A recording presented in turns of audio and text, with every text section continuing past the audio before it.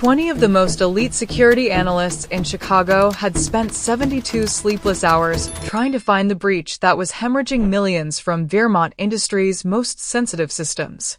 20 brilliant minds with degrees from MIT, Stanford, and Cambridge, armed with the most sophisticated cybersecurity software money could buy, and not a single one could identify where the leak was coming from or how to stop it. The crisis room on the top floor of Werewolf Tower had become a battlefield of crumpled code printouts, empty energy drink cans, and shattered professional reputations. The air itself seemed to vibrate with desperation and the acrid smell of failure. Hey, beautiful souls. Welcome back to the channel. And if you are new here, please subscribe. Your support means a lot. Then, at precisely 11:47 on a Friday night, a 27-year-old cleaning lady walked in to empty the trash bins and mop the floor. Naira Ashfall was nobody. An orphan with no family except a younger sister barely scraping through college, working 3 jobs just to keep them both fed, and housed in a neighborhood where gunshots were more common than birdsong. She had dropped out of her own education when life crushed her dreams under its heel, trading textbooks for mop buckets and trading ambition for survival. She was invisible, the kind of person powerful men looked right through without seeing, a shadow that moved through their world cleaning up their messes, while they never once wondered if she had a mind behind those tired eyes. But when her gaze landed on the security algorithms still glowing on the massive screen dominating the far wall, something clicked in her mind like a lock tumbling open. Before we continue this story, drop a comment and tell us where you are watching from tonight. If this story moves you, smash that like button and share it with someone who loves a tale about the underestimated rising up. And do not forget to subscribe and hit the notification bell so you never miss another story. Now, let us find out what happens when the most powerful man in Chicago discovers that brilliance does not always wear a suit. Kalen Vermont stood at the floor-to-ceiling windows overlooking the glittering sprawl of Chicago at night, his reflection a dark silhouette against the city lights. He was 36 years old and looked like he had been carved from granite and cold fury. His tailored charcoal suit fit him like a second skin, emphasizing broad shoulders and a frame that moved with the controlled precision of a predator who never wasted a single motion. Dark hair styled with meticulous care, a jawline sharp enough to cut glass, and eyes that could freeze a man's blood with a single glance. Those eyes were currently burning with barely restrained rage as he listened to the 23rd failed explanation from the 23rd expert. The man stammering before him was Dr. Richard Chin, a cybersecurity specialist who had built his reputation dismantling terrorist networks for the FBI. Right now, he looked like he wanted to dissolve into the expensive carpet beneath his feet. Mr. Vermont, I assure you we are close to identifying the vulnerability. The encryption layers are simply more sophisticated than anything we have encountered. If you give us another 48 hours, I am confident we can isolate the breach point and implement countermeasures that will. 48 hours. Kalen's voice was soft, which somehow made it more terrifying than if he had shouted. Dr. Chin, in 48 hours, the Aegis protocol will have been compromised for a full week. Do you understand what that means? Every security system protecting my company's most sensitive data will be exposed. Every algorithm, every encrypted communication, every financial transaction. We are not talking about a data breach. We are talking about the complete collapse of the infrastructure that protects a multi-billion-dollar empire. He turned from the window, and the force of his attention made Dr. Chen take an involuntary step backward. Kalen's eyes were dark, almost black in the dim lighting, but there was something unsettling about them, something that made people instinctively want to look away. They held an intensity that seemed barely human, as if something wild and dangerous was caged behind that civilized exterior, waiting for any excuse to break free. You told me 72 hours ago that you were confident, Kalen continued, his tone never rising, but somehow filling the entire room. You told me that your team was the best in the nation. You told me that the Aegis protocol was impenetrable. Now you are telling me that you need more time. I do not accept that. What I accept is results. What I accept is solutions. What I do not accept is excuses from people who are supposed to be the best at what they do. Dr. Chen opened his mouth, closed it, then tried again. Sir, with all respect, the complexity of this breach suggests a level of sophistication that indicates either state-sponsored actors or an inside threat with intimate knowledge of your systems. Without knowing which, we are essentially trying to find a needle in a haystack while blindfolded. If you could provide us with more information about potential internal threats or get out. The words were spoken quietly, but every person in the room flinched as if Kalen had fired a gun. Dr. Chen's face went pale, then flushed with humiliation. He gathered his laptop and briefcase with trembling hands and walked toward the door, followed by 3 members of his team who looked equally defeated. As they passed through the doorway, Kalen's voice stopped them one more time.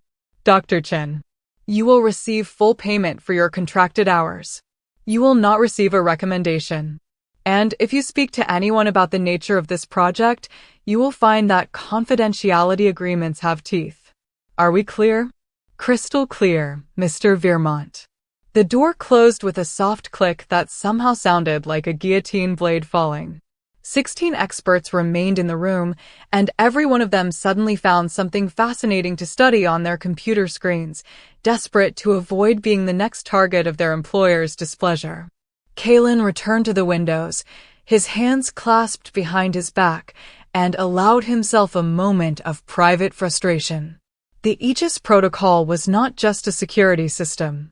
It was the firewall between 2 worlds, the digital barrier that kept certain truths hidden from eyes that were not meant to see them. Its failure did not just threaten his company.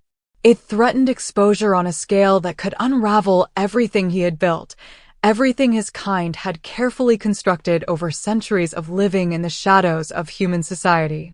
He could feel his wolf stirring beneath his skin, agitated by the stress and the sense of encroaching threat.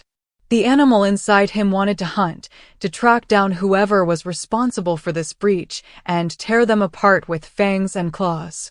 But that was not how Kalen Vermont operated. He had not become the alpha of the Nightclaw pack by giving in to base instincts. He had claimed that position through intelligence, strategy, and an iron will that bent others to his dominance without them even realizing they had submitted. Control. Always control. That was the key to ruling both a pack and a corporation in a city where weakness was death and hesitation was an invitation for rivals to strike. Behind him, the remaining experts worked in tense silence, the only sounds the clicking of keyboards and the occasional muttered consultation.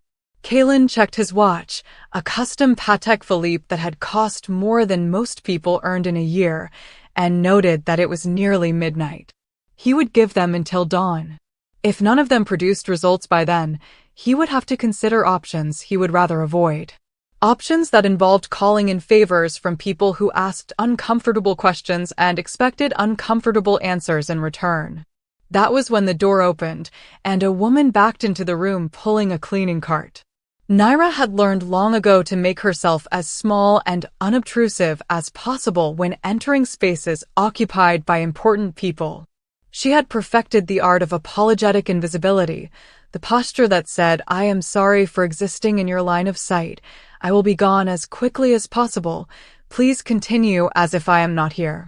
It was a survival skill she had acquired working in buildings like this, where the gap between the people who made decisions and the people who cleaned up after them was as wide as an ocean.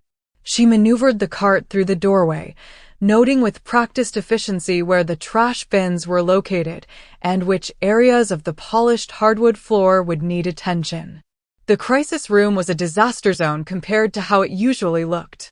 She had cleaned this space dozens of times over the past 8 months, and normally it was pristine, a showcase of minimalist corporate elegance with its massive conference table, ergonomic chairs, and walls of screens that could display data from any corner of Vermont Industries' global operations. Tonight, it looked like a bomb had gone off in a tech startup. Papers were scattered across every surface, coffee cups and food containers covered the side tables, and charging cables snaked across the floor like electronic vines. The people in the room looked even worse than the space they occupied. Exhausted, defeated, running on caffeine and desperation. Naira began her work with the trash bins, moving efficiently from station to station, emptying the contents of each into the large bag hanging from her cart. She had learned to move in a way that did not draw attention, to be present but not noticeable, to exist in the peripheral vision of important people without ever quite registering as fully human in their awareness.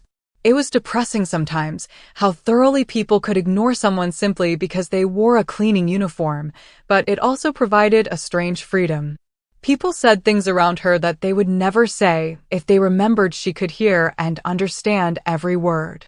"I think the encryption is using a rotating cipher key," one of the younger analysts was saying to his neighbor, his voice tight with frustration.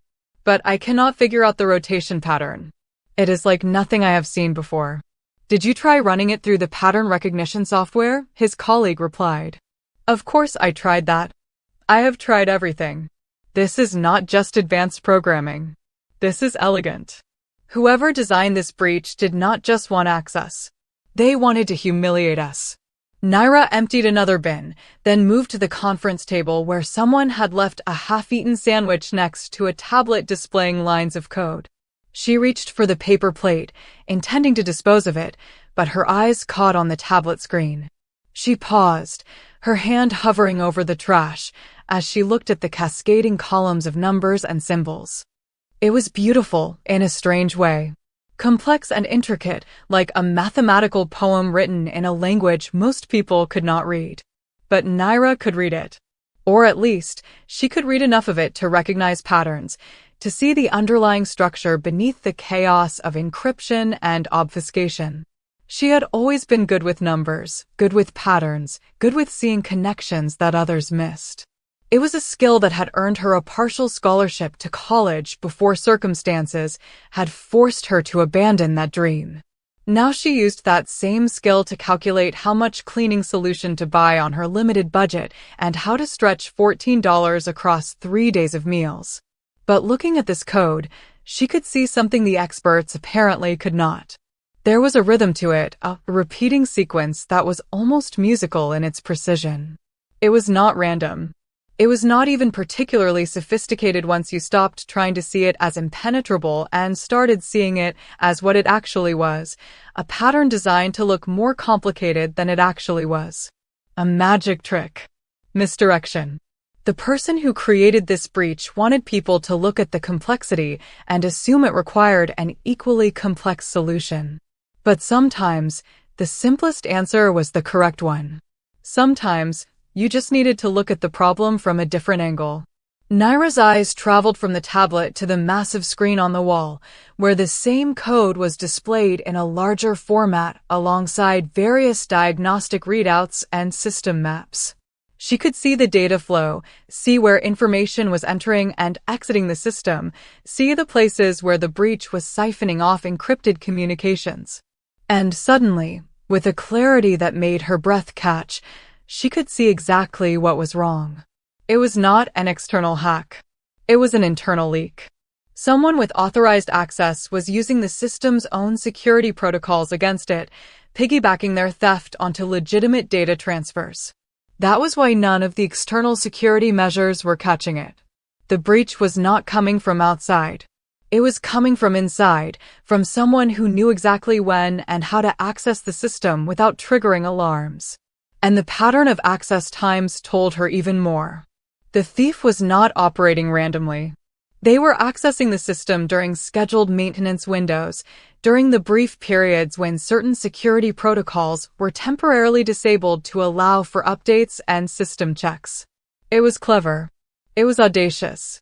And once you saw it, it was almost insultingly simple. Naira stood there for a long moment, the half-eaten sandwich forgotten in her hand, staring at the screen. She knew she should just finish her work and leave. This was not her problem. These people were being paid enormous amounts of money to solve this, and she was being paid minimum wage to empty their trash bins. Getting involved would only draw attention to herself, and attention was something she had learned to avoid at all costs. Invisible people were safe people. Invisible people did not get hurt. But there was a part of her, the part that still remembered who she had been before life had beaten her down, that could not quite stay silent. That part whispered that she did not owe these people anything, but she owed it to herself not to pretend she was less than she was. If she saw the answer and said nothing, was she not just confirming their assumption that she was nobody worth noticing? Before she could talk herself out of it, Naira set down the paper plate and walked to the nearest desk. There was a yellow notepad sitting there, the kind lawyers used for making notes during meetings, and a pen beside it. She picked up both and began to write, her hand moving quickly and confidently across the paper. "The breach is internal," she wrote. "Check access logs during system maintenance windows. Cross-reference with employee schedules. Pattern indicates someone with administrative clearance accessing during security protocol downtimes. Likely target, IT staff with maintenance authorization." She stared at what she had written for a moment, then added one more line. "Check account ending in 3829. Data flow matches executive meeting schedules." It was not a complete solution, but it was enough. It was a thread they could pull that would unravel the entire problem. Naira set the pen down, folded the notepad sheet, and placed it on the conference table where it would be easily noticed. Then she picked up her trash bag, returned to her cart, and began to push it toward the door. She had made it 3 steps when a voice stopped her cold. "Who gave you permission to touch that?" The voice was quiet, but it cut through the ambient noise of the room like a blade through silk. Every head turned toward the speaker, and in that instant, Naira understood that she had made a terrible mistake. Not in writing the note, but in assuming that the man standing by the windows was just another executive, just another rich man in an expensive suit who would not notice one more invisible woman doing her job. Kaylin Vermont turned from the windows and looked directly at her, and Naira felt something she had not felt in years. Not fear, exactly, though there was certainly an element of that in the sudden racing of her heart. It was more like recognition, as if some part of her that had been sleeping for a very long time had suddenly woken up and was paying attention in a way that felt almost painful in its intensity. He was not just looking at her. He was seeing her, really seeing her, in a way that made her feel simultaneously exposed and weirdly validated. No one had looked at her like this in years, as if she was a person who mattered, as if her presence in the room was something worthy of his full attention. Naira realized she was still holding the trash bag, standing frozen halfway between the table and her cart like a deer caught in headlights. She forced herself to move, to set down the bag and turn to face him properly, even though every instinct was screaming at her to apologize, to run, to disappear back into the comfortable obscurity where she belonged. "I am sorry, sir," she said, keeping her voice steady even though her heart was hammering against her ribs. "I was just cleaning. I thought the room was going to be empty soon, and I saw the paper on the table, and I just thought." "What did you write on that?" Kaylin interrupted, his tone devoid of emotion, which somehow made it more intimidating than if he had been angry. He took a step toward her, and Naira was struck by how he moved, like every motion was calculated and purposeful, like there was not a single wasted gesture in his entire body. Naira swallowed hard. "I wrote what I saw on the screen, sir. I know I should not have touched anything. It is just that I have cleaned this room many times, and I happened to notice the numbers, and they looked strange, so I thought maybe if I wrote down what I saw, it might help, but I understand that was overstepping, and I will just finish my work and leave. And it will not happen again." She was babbling, she realized, words tumbling out of her mouth in a nervous rush that made her sound like exactly what everyone assumed she was, a cleaning lady who did not know her place. But she could not seem to stop herself, because the way Kaylin was looking at her was making it very hard to think clearly. One of the analysts, a woman in her 40s with expensively highlighted hair and designer glasses, let out a short, contemptuous laugh. The cleaning lady thinks she can solve what 20 experts could not? This is absurd. Sir, I apologize for this interruption. I will call security to have her removed and... No. Kaylin held up one hand, and the woman fell silent instantly, her mouth snapping shut like a trap. He continued walking toward the conference table, his eyes never leaving Naira's face, and picked up the yellow paper she had written on. He read it once, then again, his expression giving away nothing. The room had fallen into a silence so complete that Naira could hear the hum of the computer fans and the distant sound of traffic on the street far below. Every person in the room was watching Kaylin, waiting to see how he would react, whether he would be amused or angry or dismissive. Naira watched him too, trying to read something in that carefully controlled face, but it was like trying to read a stone. Finally, after what felt like an eternity compressed into 30 seconds, Kaylin looked up from the paper and focused on one of the senior analysts, a man in his 50s who had been with Werewolf Industries since its founding. Marcus, Kaylin said, pull up the access logs for the past month. Filter for administrative clearance during scheduled maintenance windows. Cross-reference with employee schedules as indicated here. The man named Marcus blinked in surprise, then turned to his workstation and began typing rapidly. The massive screen on the wall changed, displaying new data as his search parameters narrowed the field of possibilities. Naira watched the numbers cascade across the screen, and even from across the room, she could see that her instinct had been correct. There was a pattern there, clear and undeniable once you knew where to look. Now check the account ending in 3829, Kaylin continued, his tone still flat and unreadable. More typing. More data flowing across the screen. And then Marcus went very still, his hands hovering above his keyboard, his face draining of color. Sir, he said, his voice hoarse, she is right. The data flow matches. There are unauthorized transfers piggybacking on legitimate system maintenance protocols, and they are all routing through an account registered to someone with executive-level access. The account belongs to, he stopped, swallowing hard, as if he did not want to say the name out loud. Whose account, Marcus? Jonathan Reeves, sir. You're head of IT security. The silence that followed that announcement was profound. Jonathan Reeves was a man who had been with the company for 8 years, a man Kaylin had personally promoted twice, a man who had sat in meetings and looked his employer in the eye while apparently bleeding millions of dollars from the systems he was supposed to protect. The betrayal was not just financial. It was personal. Kaylin's expression did not change, but something shifted in the energy of the room, something that made the air feel heavier and harder to breathe. When he spoke, his voice was still quiet, but there was an edge to it now, something cold and sharp and absolutely merciless. Find him. Bring him to my office. I do not care if you have to wake him up or drag him out of wherever he is. I want him here within the hour. And lock down all his access privileges immediately. Nothing in or out of any system he touched until I have personally reviewed every line of code. Marcus nodded and immediately began making phone calls, his voice urgent as he coordinated with security personnel and system administrators. The other analysts erupted into controlled chaos, some of them running diagnostics to assess the full extent of the breach, others working to implement the lockdown procedures Kaylin had ordered. Through it all, Kaylin remained focused on Naira, who still stood by her cleaning cart, uncertain whether she was supposed to leave or stay or spontaneously combust from the intensity of his attention.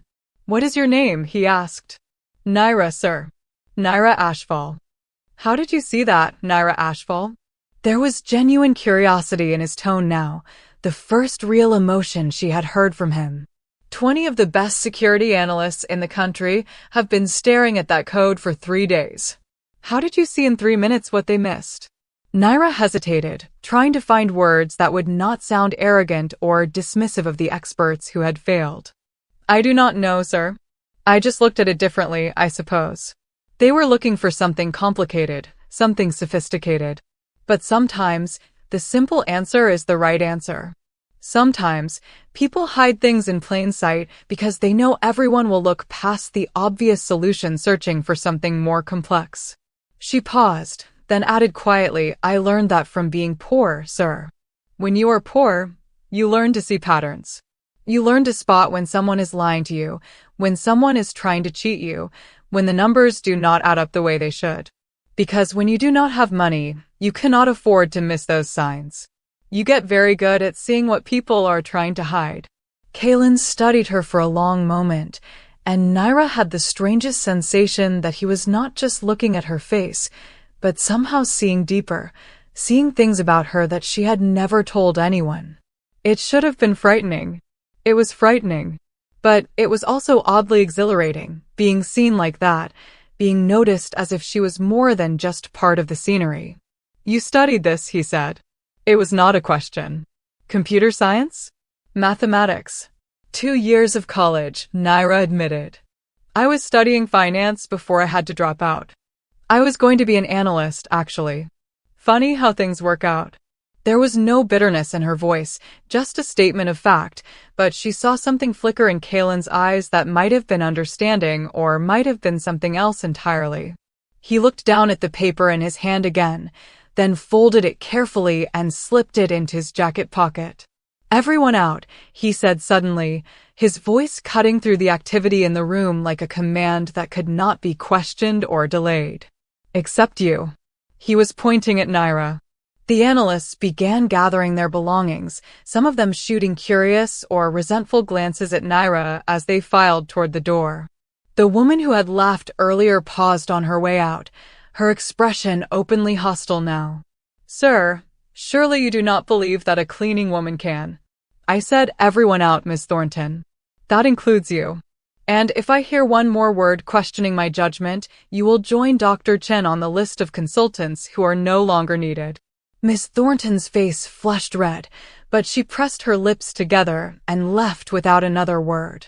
Within 2 minutes, the room was empty except for Kaylin and Naira, standing on opposite sides of the conference table like two chess pieces waiting for the next move in a game neither of them had agreed to play. Naira's hands were shaking slightly, so she clasped them behind her back where he could not see. She told herself it was just nerves, just the natural reaction to being suddenly alone with a man who held enough power to destroy her life with a single phone call. But there was something else mixed in with the fear, something that felt almost like electricity running under her skin, making her hyper-aware of every detail of her surroundings, every breath, every heartbeat. Kaylin walked slowly around the table until he was standing directly in front of her, close enough that she could smell his cologne, something expensive and subtle with notes of cedar and smoke. He was tall, she realized, much taller than she had thought when he was across the room. She had to tilt her head back slightly to maintain eye contact, and something about that simple physical dynamic made her feel both vulnerable and defiant at the same time. "You just saved my company from a security breach that could have cost hundreds of millions of dollars," Kaylin said, his voice low and controlled. "You did in 60 seconds what 20 experts could not do in 72 hours. You exposed a traitor in my inner circle. So I am going to ask you one question, Naira Ashfall, and I want you to answer honestly. Who are you really?" Naira looked into those dark eyes and saw genuine interest there, genuine curiosity, as if he was actually waiting to hear her answer instead of just asking a rhetorical question. It was disorienting, being treated like someone whose response mattered. "I clean floors, Mr. Vermont," she said steadily, refusing to look away even though her instincts were screaming at her to lower her gaze, to show submission, to remember her place. "I empty trash bins and mop up other people's messes. That is who I am. Just someone who happens to be good at seeing patterns." "No." Kaylin shook his head slowly. "That is what you do for a living. I did not ask what you do. I asked who you are. There is a difference." Naira felt something crack open inside her chest, some door she had kept carefully locked for years because opening it hurt too much. She took a breath, steadied herself, and decided that if this man was going to see her, really see her, then she might as well show him the truth instead of the carefully constructed facade she presented to the world. "I am 27 years old," she said quietly. "I lost my parents when I was young and have been raising my younger sister on my own since I was 19. I work 3 jobs to keep us fed and housed in an apartment that barely qualifies as habitable. I dropped out of college with a 3.9 GPA because I could not afford tuition and textbooks and still pay for my sister's education. I owe more money than I will probably ever be able to repay to people who do not care whether I live or die as long as they get their payments on time. And I am very, very tired, Mr. Vermont. That is who I am. Someone who is tired but who keeps going anyway because giving up is not an option when someone else is depending on you." She paused, then added with a slight bitter edge to her voice, "Anything else you want to know? My blood type? My shoe size?"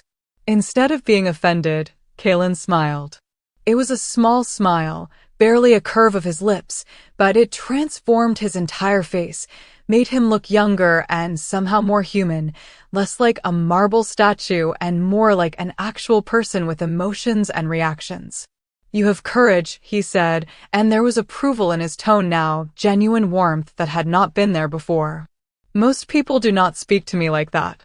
Most people are too afraid of losing my goodwill to risk being honest."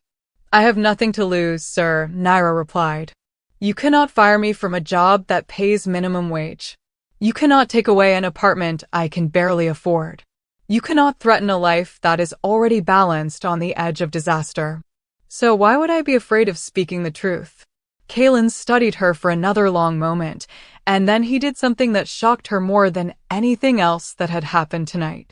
He held out his hand, a formal gesture of introduction, as if they were equals meeting at a business function instead of an employer and a cleaning lady standing in an empty conference room at midnight.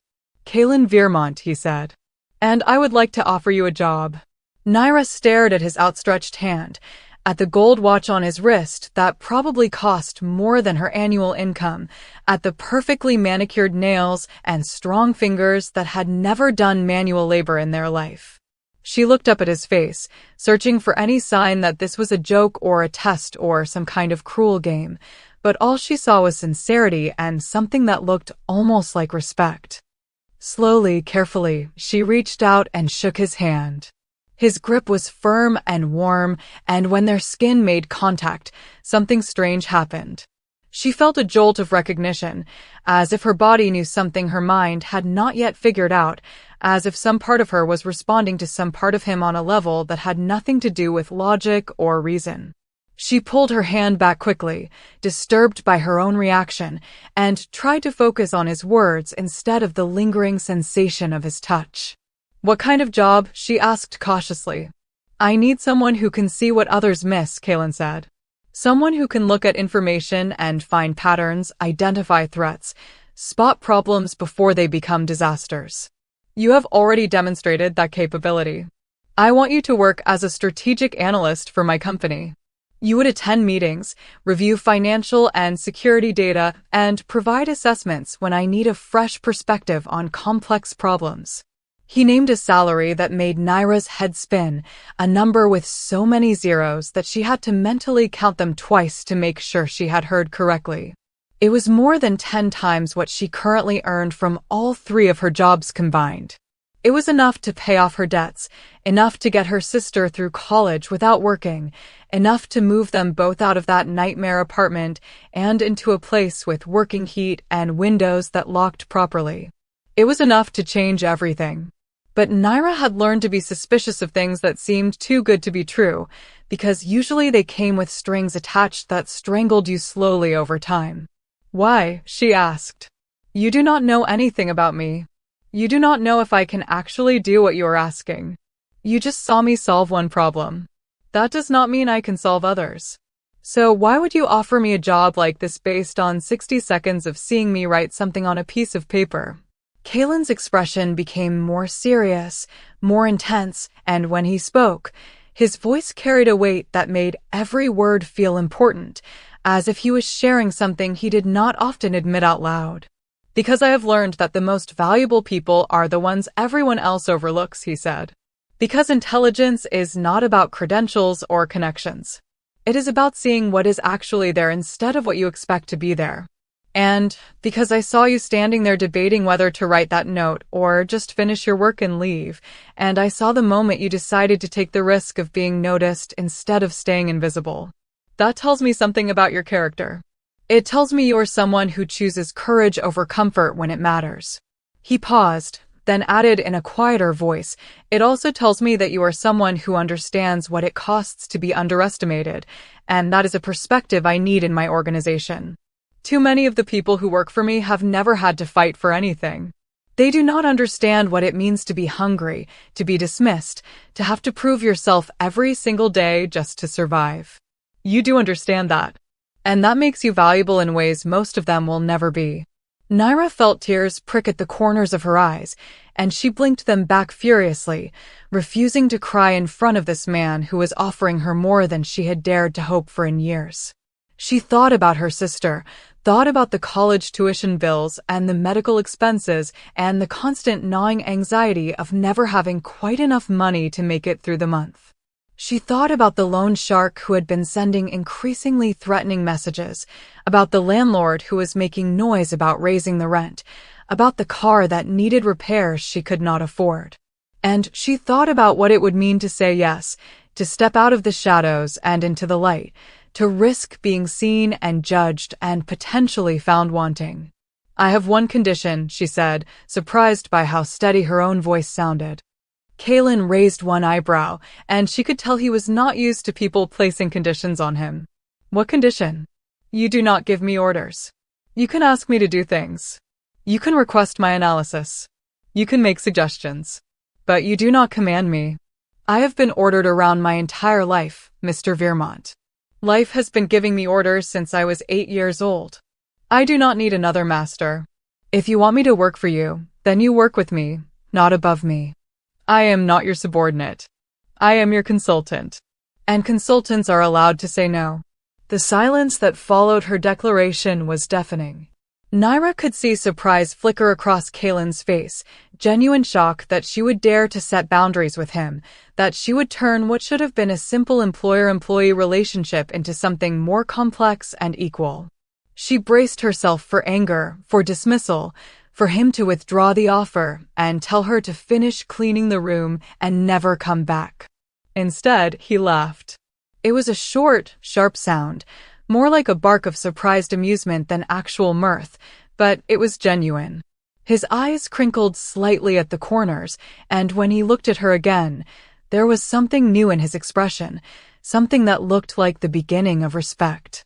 You negotiate with me? He asked, and there was wonder in his voice, as if she had done something he had thought impossible. You stand there in your cleaning uniform, with no leverage whatsoever, and you place conditions on accepting a job that would change your entire life? Yes, Naira said simply. Because if I do not respect myself, why should you? Kaylin nodded slowly, processing her words, and then he extended his hand again. Agreed, he said. You are not my subordinate. You are my consultant. I will ask, not order. And you are free to say no, though I hope you will find my requests reasonable enough that you will choose to say yes most of the time. Naira took his hand again, and this time the handshake felt like something more than a simple greeting. It felt like a promise, like a partnership being formed, like the beginning of something neither of them fully understood yet, but both recognized as significant. Then I accept, she said. They stood there for a moment longer, hands still clasped, eyes locked, and Naira had the strangest sensation that something fundamental had just shifted in her life, that she had just crossed a threshold she could never uncross. She did not know whether to be terrified or exhilarated, so she settled for being both at once, her heart racing with equal parts fear and hope. Kaylin released her hand and stepped back, and the moment broke, reality reasserting itself in the form of the cleaning cart still waiting by the door and the late hour and the fact that she had just agreed to something that would change everything. Come to my office tomorrow morning at 10, Kaylin said, his tone returning to something more businesslike, though there was still warmth underneath the professionalism. We will discuss the details of your new position, get the necessary paperwork completed, and I will introduce you to the team you will be working with. Is that time acceptable? Yes, sir, Naira said, then caught herself. I mean, yes, that works for me. He smiled again, that small, transformative smile that made him look less like the terrifying corporate titan and more like an actual human being. You can call me Kalen, he said. At least in private.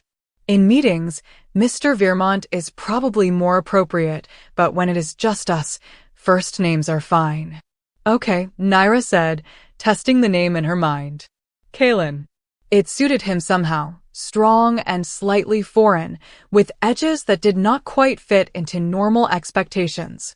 She turned to go, to finish her work and get home before the buses stopped running, but his voice stopped her one more time. Naira. She looked back over her shoulder. Thank you, he said quietly. For not walking away. For taking the risk. For being brave enough to let yourself be seen. Naira felt her throat tighten with emotion she did not quite have words for. She nodded, not trusting herself to speak, and then she pushed her cleaning cart out of the room and into the hallway, leaving Kalen standing alone in the crisis room that was no longer quite so much of a crisis. As she rode the service elevator down to the basement level where the cleaning supplies were stored, Naira allowed herself to really feel what had just happened. She allowed herself to be overwhelmed, to be scared, to be excited, to be terrified of what tomorrow would bring. She thought about her sister, about being able to tell her that things were going to be okay now, that they did not have to worry anymore about whether they would have enough to eat or whether the electricity would be shut off. She thought about the man who had seen her, really seen her, when everyone else had looked right through her for months. She thought about the way his hand had felt against hers, warm and strong and somehow familiar in a way that made no logical sense.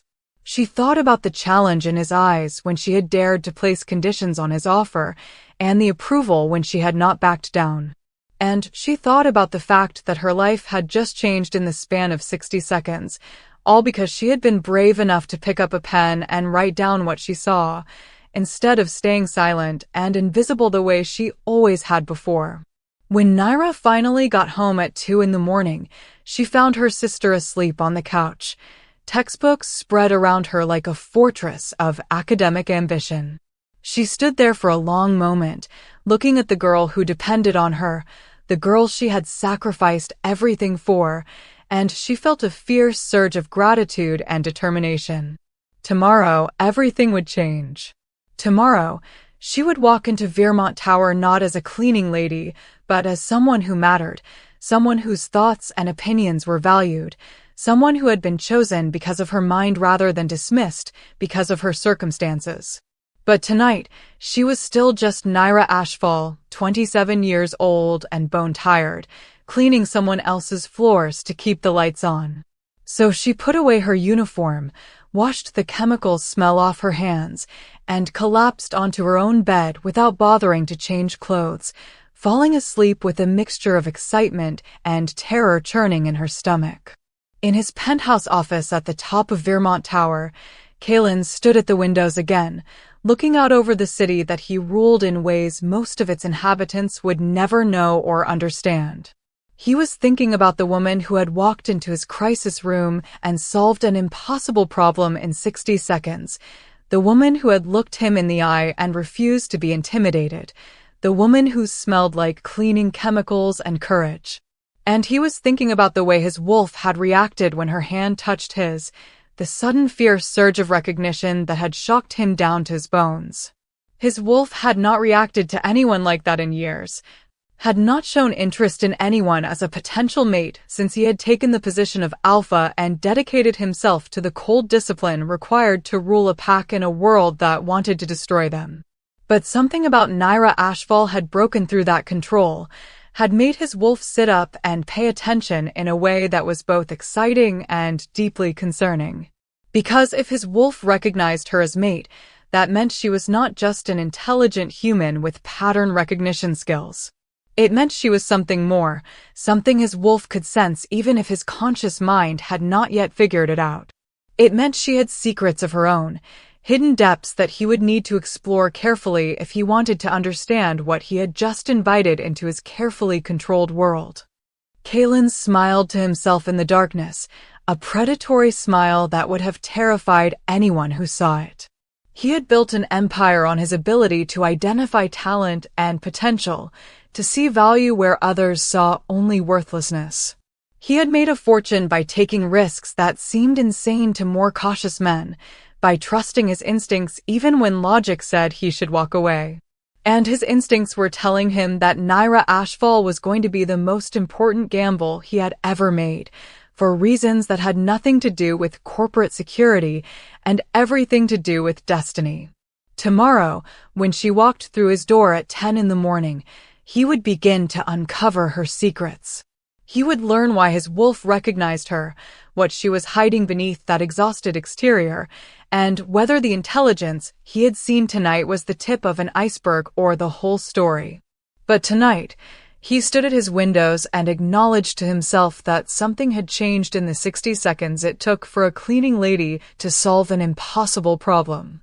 Something had shifted in the careful balance he had maintained for so long, and he had no idea yet whether that shift would save them all or destroy everything he had built. Either way, he was committed now. He had seen her. She had seen him. And there was no going back to the comfortable ignorance they had both been living in before tonight.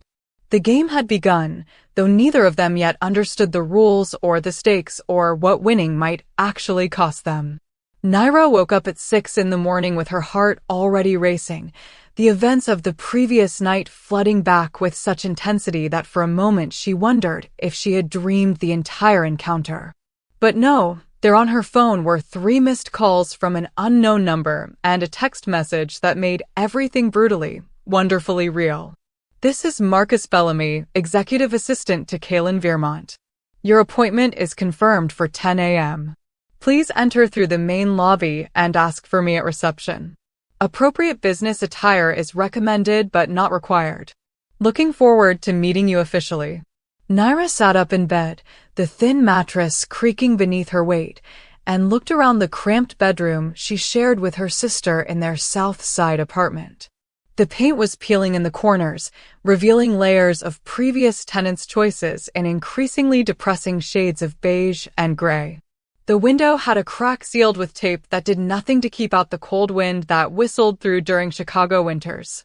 The floor was uneven enough that her desk chair rolled to one side unless she wedged a folded piece of cardboard under one leg. This was her reality. This had been her reality for 8 years, ever since she had aged out of the foster system at 19 and taken custody of her then 11-year-old sister Lila. They had survived here through sheer stubborn determination and Naira's willingness to work herself into exhaustion to keep them both fed and housed and relatively safe in a neighborhood where safety was a luxury most people could not afford. And now, if last night had actually happened, if Kalen Vermont had actually offered her that job with that impossible salary, all of this was about to change. Naira got out of bed as quietly as she could, not wanting to wake Lila, and padded barefoot across the cold floor to the tiny bathroom they shared. She looked at herself in the mirror, at the dark circles under her eyes from years of too little sleep, at the face that looked older than 27 because stress and worry had carved lines that should not appear for another decade. Her dark hair was tangled from sleep, and her skin had the grayish pallor of someone who spent too much time indoors under fluorescent lights and not enough time in actual sunlight. She looked like exactly what she was, a woman who had been ground down by life until there was barely anything left except the core of steel that refused to break no matter how much pressure was applied. But there was something different in her eyes this morning, something that had not been there yesterday. It looked almost like hope, and that terrified her more than anything else, because hope was dangerous when you had spent so long learning to live without it. Naira showered quickly in water that never quite got hot enough, washed her hair with a cheap shampoo that was all she could afford, and then faced the next challenge of the morning. What did you wear to meet with a billionaire CEO when your entire wardrobe consisted of cleaning uniforms, one pair of jeans with holes in the knees, a few t-shirts from her college days, and exactly one dress that she had bought at a thrift store for her sister's high school graduation 3 years ago? She pulled out the dress and examined it critically. It was black, which was good because black was supposed to be professional, but it was also clearly dated, with a style that had been fashionable maybe 10 years ago and now just looked tired. The fabric was thin in places where it had been worn too many times, and there was a small stain near the hem that she had never quite been able to remove. But it was clean, it was intact, and it was the best she had. Naira put on the dress, paired it with the only shoes she owned that were not sneakers or work boots, a pair of black flats that pinched her toes but looked presentable, and then did what she could with her hair, pulling it back into a simple bun that at least looked neat even if it was not particularly stylish. She had no jewelry except a small silver necklace that had belonged to her mother, and she put that on not for fashion but for courage, touching the pendant briefly as if it could somehow transmit strength from the woman who had worn it before her. When she emerged from the bathroom, she found Lila awake and staring at her with wide eyes from the doorway of their bedroom. "Why are you dressed like that?" her sister asked, her voice still rough with sleep. "Did someone die?" Naira laughed despite her nerves. "No, nothing like that. I have a meeting this morning. A job interview, sort of." Lila frowned, confusion clear on her young face. She was 19 now, a sophomore at the local community college studying graphic design, with dreams of transferring to a better school if they could ever afford it. She had their mother's delicate features and their father's quick smile, though that smile had become rarer over the years as life taught her the same hard lessons Naira had learned. "What kind of job interview?" "You already have jobs. 3 of them." "I might have gotten offered something different," Naira said carefully, not wanting to explain everything until she knew for certain it was real. "Something that pays better and has normal hours. I will tell you all about it when I get back, okay? But you need to get ready for class." Lila continued to stare at her sister with an expression that was equal parts hopeful and skeptical, the look of someone who had been disappointed too many times to fully believe in good news anymore. "Is this for real, New York? Or is it one of those things that sounds too good to be true and then turns out to be some kind of scam?" "I do not know yet," Naira admitted. "But I am going to find out. And if it is real, Lila, if this actually happens, things are going to change for us. Good changes. The kind of changes we have needed for a long time." She saw tears well up in her sister's eyes, and Naira crossed the small space between them to pull Lila into a fierce hug, feeling the girl's thin shoulders shake with emotion she was trying to hold back. They stood like that for a long moment, 2 survivors clinging to each other in a shabby apartment that had been their prison and their fortress for too many years. "Go to class," Naira said finally, pulling back and wiping a tear from Lila's cheek. "Study hard. And do not worry about me. I can handle this." She left the apartment at 8:30, giving herself plenty of time to navigate the bus system and arrive early rather than risk being late. The morning was cold, the kind of biting Chicago wind that cut through cheap coats and reminded you that winter was coming whether you were ready for it or not. Naira waited at the bus stop with a cluster of other early morning commuters, mostly people who looked as tired and worn down as she felt, people who worked the kinds of jobs that started before sunrise and paid barely enough to survive. These were her people. This was her world. And she was about to step out of it into something completely different, something that both excited and terrified her in equal measure. The bus ride took 45 minutes through neighborhoods that gradually transformed from rundown to working class to middle class to the gleaming downtown district where buildings touched the sky and people in expensive suits hurried along sidewalks without seeing the homeless. People huddled in doorways. Naira watched the city change through the scratched window of the bus and wondered which version of Chicago she would belong to after today. She arrived at Werewolf Tower at 9:30, 30 minutes early because the fear of being late was hardwired into her from years of juggling multiple jobs where lateness meant termination. The building looked even more intimidating in daylight than it had at night, all glass and steel and modern architecture that screamed wealth and power and exclusivity. Naira stood on the sidewalk for a moment, gathering her courage, and then pushed through the revolving doors into the lobby. The space was enormous, with marble floors polished to a mirror shine and a massive chandelier hanging from the ceiling that probably cost more than Naira would earn in her entire lifetime. Everything was designed to make visitors feel small and insignificant, to remind them that they were entering a realm of power and influence where ordinary people did not belong. Naira walked to the reception desk, where a woman in her 30s with perfect makeup and an expensive suit looked up with a professional smile that did not quite reach her eyes. "Good morning. How can I help you?" "I have an appointment at 10 with Marcus Bellamy. My name is Naira Ashval." The receptionist's fingers flew over her keyboard, her smile becoming slightly more genuine when she found whatever she was looking for. Yes, Miss Ashval. Mr. Bellamy is expecting you. Please take the elevator to the 35th floor. He will meet you there." She handed Naira a visitor badge on a lanyard and gestured toward a bank of elevators along the far wall. Naira clipped the badge around her neck, feeling the weight of it like a brand marking her as an outsider, and walked toward the elevators with as much confidence as she could muster. The elevator was empty when she stepped inside, which was a relief because it gave her a moment to breathe and try to calm her racing heart. She watched the floor numbers climb, each one taking her higher into a world she had only ever seen from the outside, and tried to prepare herself for whatever was about to happen. The doors opened on the 35th floor, and Naira stepped out into a reception area that was somehow even more intimidating than the main lobby. The walls were decorated with original artwork that she suspected was worth more than her apartment building, and the furniture looked like it belonged in a museum rather than an office.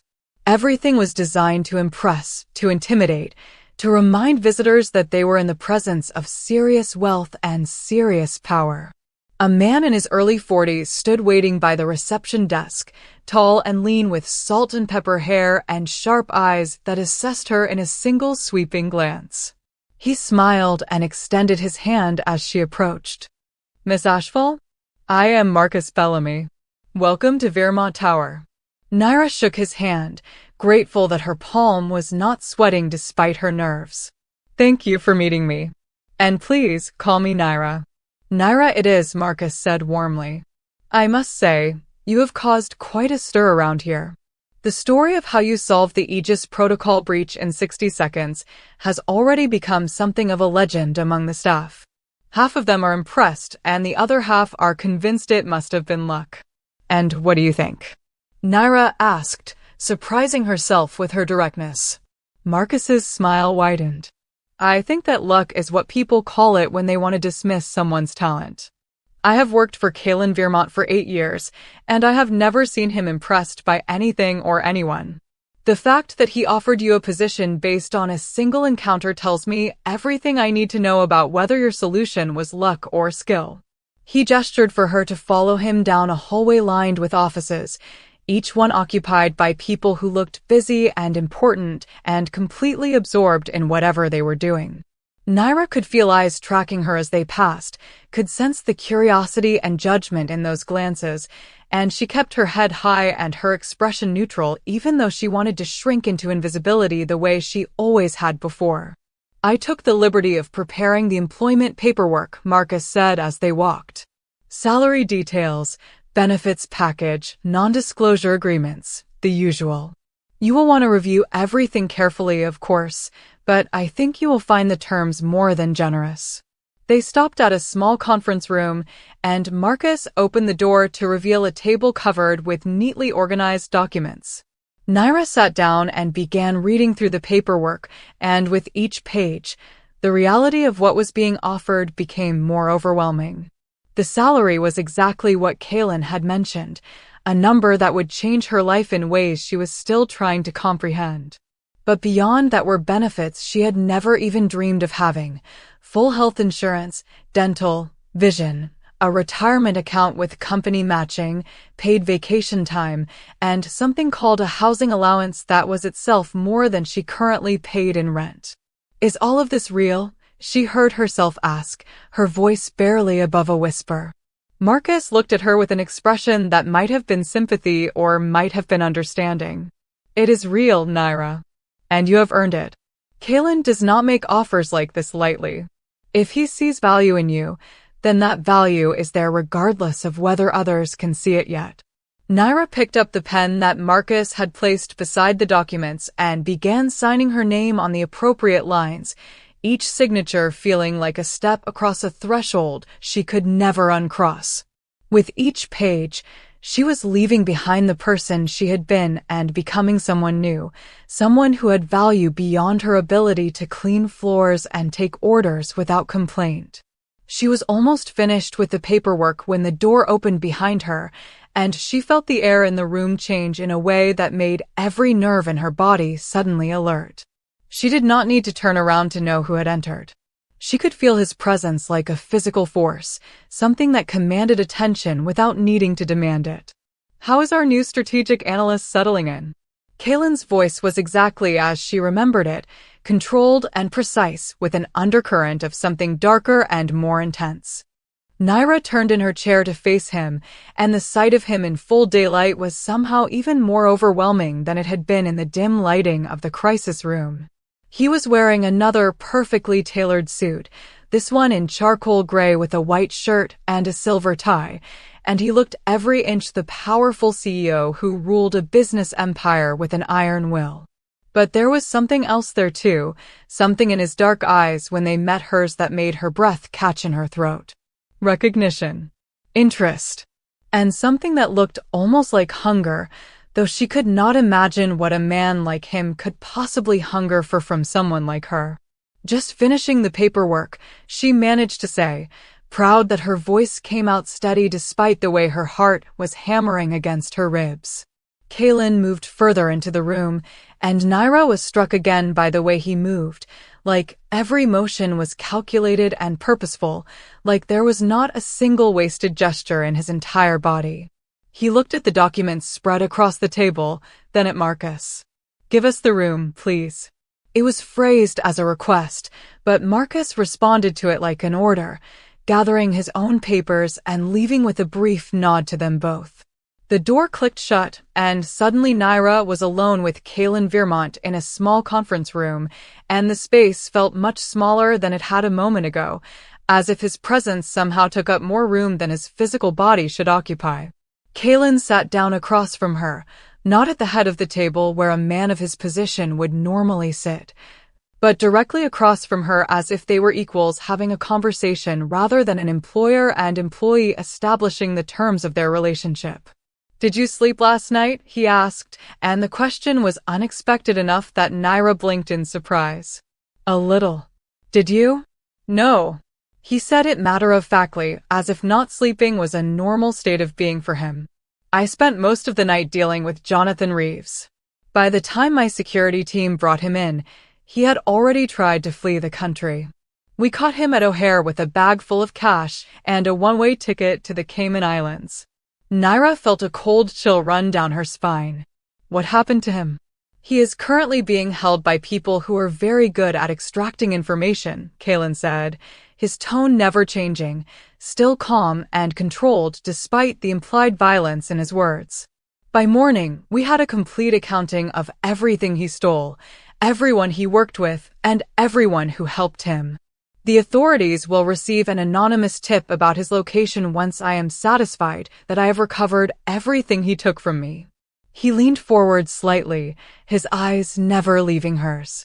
"You saved my company from a breach that would have cost us hundreds of millions of dollars and exposed sensitive information that could have destroyed everything I have built.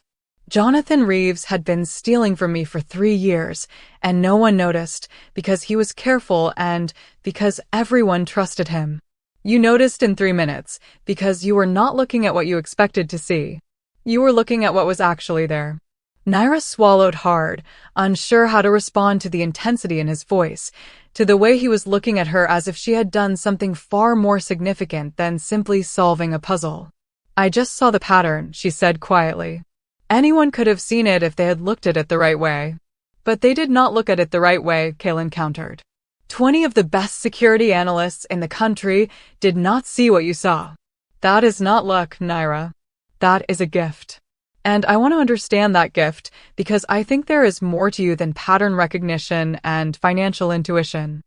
There was a question in his words, an implication that he suspected something about her that she had spent most of her life hiding. Naira felt her pulse quicken, felt a familiar flutter of panic in her chest that she had learned to suppress years ago when suppression became necessary for survival. I do not know what you mean, she said carefully, even though she suspected she knew exactly what he meant. Kaylin studied her for a long moment, and Naira had the unsettling sensation that he could see right through her carefully constructed walls, could see the secrets she kept buried so deep that sometimes even she forgot they were there. You healed faster than you should have last night, he said finally, his voice so quiet that she almost missed the words.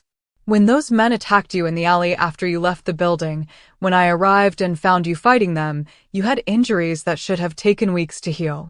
But when I checked on you this morning through the security footage, you were walking normally, moving without pain. Most people would still be in the hospital. Naira's blood turned to ice. She had not known he had cameras in the alley. Had not known he had been watching her. Had not realized that he had seen something she had worked so hard to keep hidden. I heal fast, she said, keeping her voice neutral even though her mind was racing. I always have. Good genetics, I guess. Do not lie to me, Naira. There was no anger in Kaylin's voice, but there was something harder and more unyielding than anger, something that made it clear he would not accept anything less than truth. I can smell deception the way some people can smell smoke. And right now, you are terrified, and you are hiding something, and I need to know what that something is before I can fully trust you in a position that will give you access to extremely sensitive information. Naira felt trapped, caught between the instinct to run that had kept her safe for so long and the strange, inexplicable pull she felt toward this man who seemed to see her in ways no one else ever had. She thought about her sister, about the job offer that could change both their lives, about the paperwork she had just signed that promised a future better than anything she had dared to hope for. And she thought about the secret she had kept for 20 years, the truth about what she really was, the heritage she had suppressed because survival required becoming invisible and different was the opposite of invisible. If I tell you the truth, she said slowly, you will either think I am insane, or you will decide I am too dangerous to keep around, and I will lose this job before I have even started. So forgive me if I am not eager to explain things that I do not fully understand myself. Kaylin leaned back in his chair, his expression thoughtful. Try me. I promise you, I am much harder to shock than you might think. Naira closed her eyes, took a deep breath, and made a decision that terrified her more than anything she had done in years. When she opened her eyes again, she met Kaylin's gaze directly and spoke words she had never said out loud to anyone except her sister. I am not entirely human. I do not know exactly what I am, because my mother died before she could explain everything, but I know that I am different. I heal faster than I should. I can see patterns that other people miss, not just in numbers but in everything, in people and situations and connections that should not be visible. And sometimes, when I am stressed or afraid or angry, I can feel something inside me trying to wake up, something that feels wild and dangerous and not entirely under my control. She paused, watching his face for any sign of disbelief or alarm, but his expression remained neutral, almost expectant, as if he had been waiting for her to say exactly this. My mother told me when I was very young that I needed to hide what I was, that there were people who would hurt me if they knew the truth. She taught me how to suppress everything, how to seem normal and ordinary and forgettable. And then she died, and I was alone with a little sister to protect, and I learned to bury everything so deep that sometimes I could almost believe I was just a regular human who happened to be good at math and pattern recognition. Naira felt tears prick at her eyes, but she refused to let them fall. So there it is. The truth. I am some kind of freak who does not fit into the normal world. And you probably want to tear up that employment contract right now, because you do not need someone like me working in your company and potentially exposing you to whatever risks come with having someone abnormal on your staff. The silence that followed her confession was deafening. Naira waited for Kaylin to stand up, to tell her to leave, to call security and have her escorted out of the building. Instead, he did something completely unexpected. He smiled. Not the small, controlled smile she had seen before, but a genuine smile that transformed his entire face and made him look younger and less guarded and almost relieved. "You are not human," he said, and there was something like satisfaction in his voice. "That explains everything. That explains why my wolf recognized you the moment you touched me. That explains why I could not stop thinking about you all night, why every instinct I have is screaming at me that you are important in ways I do not yet understand." Naira stared at him in confusion. "Your wolf? What are you talking about?" Kaylin's smile widened, and there was something almost predatory in his expression now, something that should have frightened her but somehow did not. "I am not human either, Naira. I am a werewolf. An alpha werewolf, to be specific, which means I lead a pack of others like me. And unless I am very much mistaken, you are not just some undefined abnormal human. You are a wolf too, or at least you have wolf blood in you, which means your mother was probably from one of the old bloodlines that learned to hide among humans. The question is, which bloodline? And why did she teach you to suppress everything instead of helping you learn to control it?" Naira felt the world tilt sideways, felt everything she thought she understood about reality suddenly shift and rearrange itself into a new configuration that made no sense, and yet somehow explained everything. Werewolves. Her mother had been a werewolf. She was a werewolf, or at least partially one, which explained the healing and the instincts and the thing inside her that had always felt like it was trying to break free. "I did not know," she whispered. "She never told me what we were. She just said I was different and I needed to hide it." "She was protecting you," Kaylin said, his voice gentler now. "There are factions within the werewolf world who believe that bloodlines should remain pure, that mixing with humans weakens us. If your mother was trying to hide you, it was probably because she knew there were others who would see you as a threat or an abomination. She was keeping you safe the only way she knew how."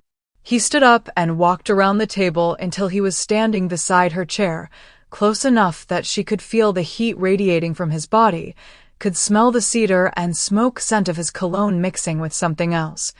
Something more primal and wild that called to the buried parts of her she had spent so long trying to ignore. "But you are not safe anymore, Naira. Those men who attacked you last night were not random criminals.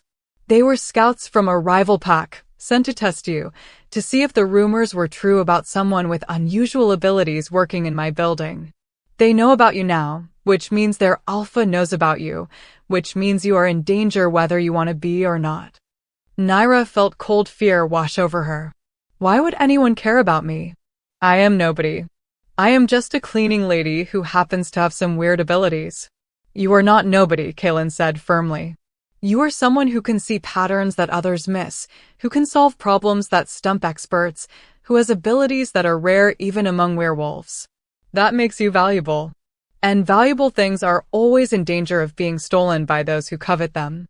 He crouched down beside her chair so that they were at eye level, and the intensity in his dark eyes made it impossible for Naira to look away. "I am going to offer you a choice, Naira Ashval. You can take this job, work as my strategic analyst, and accept my protection as part of your employment package. I will teach you how to access the wolf inside you, how to control it instead of suppressing it, how to use your abilities instead of hiding from them. You will be safe under my authority because challenging me means challenging the entire Nightclaw pack, and most of my rivals are not stupid enough to do that. He paused, then continued. Or you can walk away right now. I will pay you enough money to relocate somewhere far from Chicago, somewhere you can start over with your sister and try to build a life away from all of this. I will not force you to stay in a world you never knew existed. But I will tell you honestly that running will not keep you safe forever. They know about you now, and eventually, they will find you no matter where you go. Naira looked into his eyes and saw genuine concern there, genuine desire to protect her even though they had only met 12 hours ago. She thought about her sister, about the life they had built from nothing, about the dreams Lila had of becoming a designer and creating beautiful things in a world that so often crushed beauty under its heel. And she thought about the thing inside her that had been sleeping for so long, the wild part of herself that she had learned to fear because it represented everything she could not control. What would it be like to stop running from that part of herself? What would it be like to embrace it instead of burying it? If I stay, she said quietly, if I accept your protection and agree to learn about this world I never knew I belonged to, what does that mean for me? What do you want from me in return? Kaylin's expression became serious, almost grave. I want your loyalty. I want your intelligence. I want you to use your abilities to help protect the pack from threats both internal and external. And I want you to trust me enough to be honest about what you can do, what you need, and what you are afraid of. He reached out and took her hand, and the moment their skin touched, Naira felt that same jolt of recognition she had felt the night before, that sense of connection that defied logic and reason. His hand was warm and strong, and holding it felt strangely like coming home after a long journey to a place she had never been before. I will not lie to you, Kaylin continued. This world is dangerous. Being part of my pack means being part of something that humans do not understand and would destroy if they knew it existed. You will have enemies simply because of what you are and who you are associated with. But you will also have allies, protection, and a place where you belong instead of constantly hiding who you are. Naira felt tears slip down her cheeks, and she did not try to stop them this time. For 20 years, she had been alone, hiding, pretending to be something she was not. And now this man, this alpha werewolf who barely knew her, was offering her something she had never dared to hope for. Acceptance. Safety. A place to belong. I will stay, she said, her voice thick with emotion. I will take the job, accept your protection, and learn whatever I need to learn. But I need you to promise me something. What? Promise me that my sister will be safe. That whatever danger I am in will not touch her. She is innocent in all of this, and she deserves to live her life without being dragged into a world she is not part of. Kaylin squeezed her hand gently. I give you my word as alpha of the Nightclaw Pack. Your sister will be protected. I will assign guards to watch her without her knowledge, and if any threat emerges against her, it will be eliminated before it can get close. She will be safe, Naira. You have my oath on that. Naira nodded, relief flooding through her even as fear continued to coil in her stomach. She was making a choice that would change everything, that would take her into a world she did not understand and could not fully imagine. But she was also choosing to stop running, to stop hiding, to finally embrace the truth of what she was instead of constantly pretending to be less. Okay, she said, wiping the tears from her face with her free hand. Then I am all in. Teach me. Protect me. Show me how to be whatever it is I am supposed to be.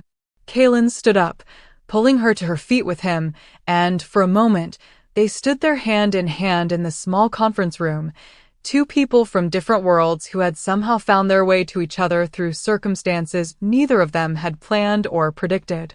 Welcome to the pack, Naira Ashfall, Kaylin said softly. Your life will never be the same again. And as Naira looked into his eyes and felt the truth of those words settle into her bones, she realized that for the first time in her life, that idea did not terrify her.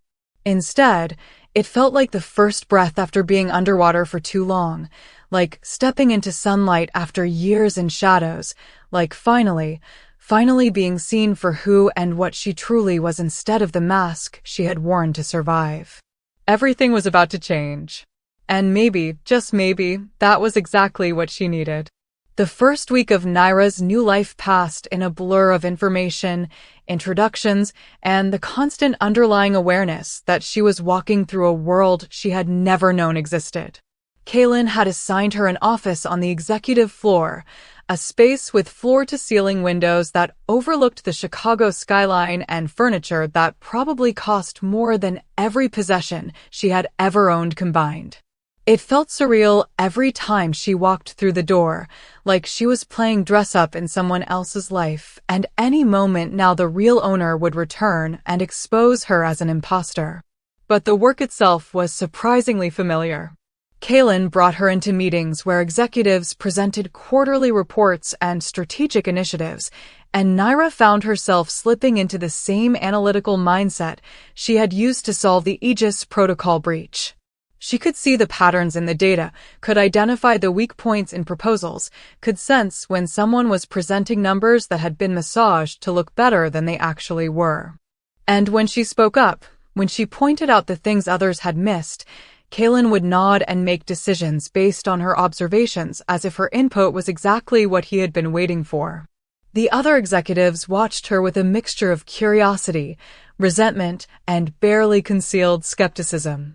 She was the outsider, the nobody who had somehow landed in a position of influence without paying the dues they had all paid, without the degrees and connections and years of corporate ladder climbing that were supposed to be prerequisites for sitting at the table where decisions were made.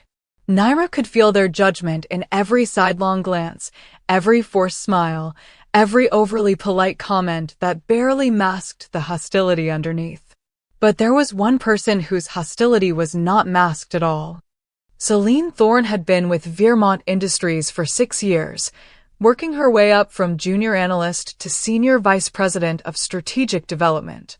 She was beautiful in a calculated way, with platinum blonde hair that fell in perfect waves, designer clothes that showed off her model-thin figure, and ice blue eyes that tracked Naira's every movement with open disdain.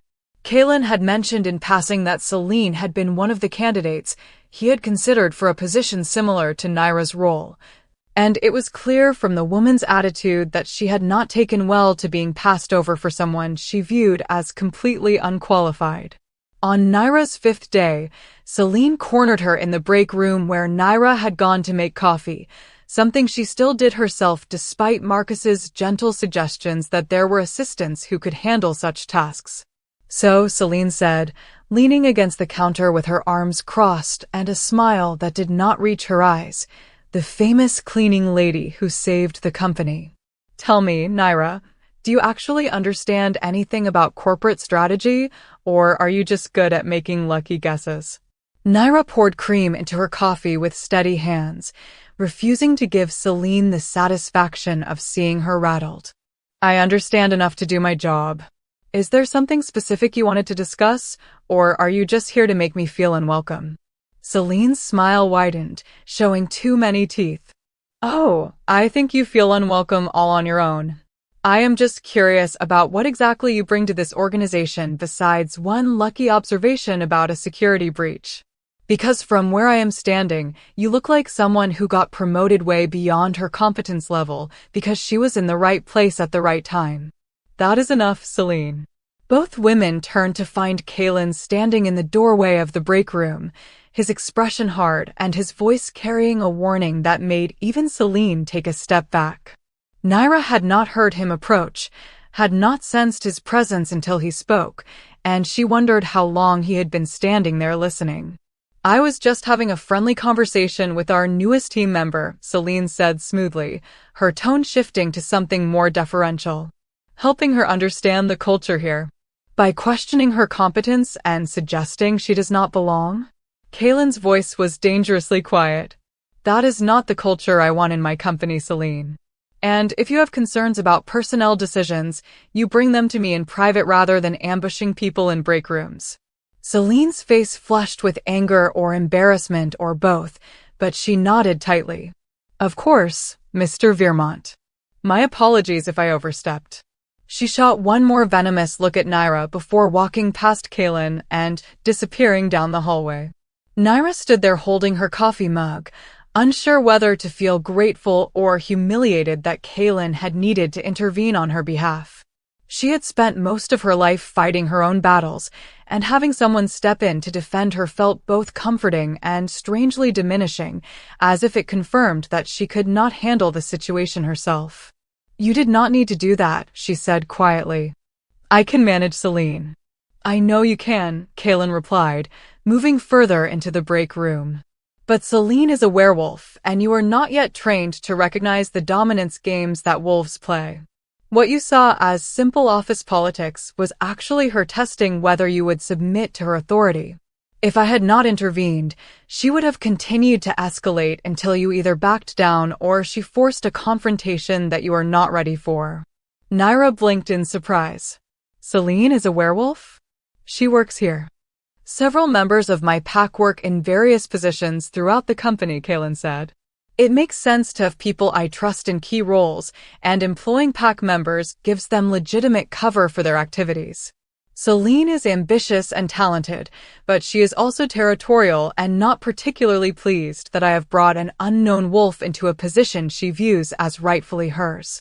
He moved closer, and Naira caught that scent of cedar and smoke again, mixed with something else that made her pulse quicken in a way she did not entirely understand. "Which is why you need to start your training as soon as possible. The corporate world you can navigate instinctively, but the pack dynamics require knowledge you do not have. And until you learn to read those dynamics, you will be vulnerable to challenges you do not even recognize." Naira set down her coffee mug, her hands suddenly unsteady. "When do we start?" "Tonight," Kaylin said. "I will have Marcus arrange for a car to take you home to pack a bag. You will be staying at my estate for the next few weeks while I teach you the basics of what you need to survive in this world." The idea of staying at Kaylin's home, of being in his space for weeks, sent a strange thrill of anxiety and something else through Naira's system. "What about my sister?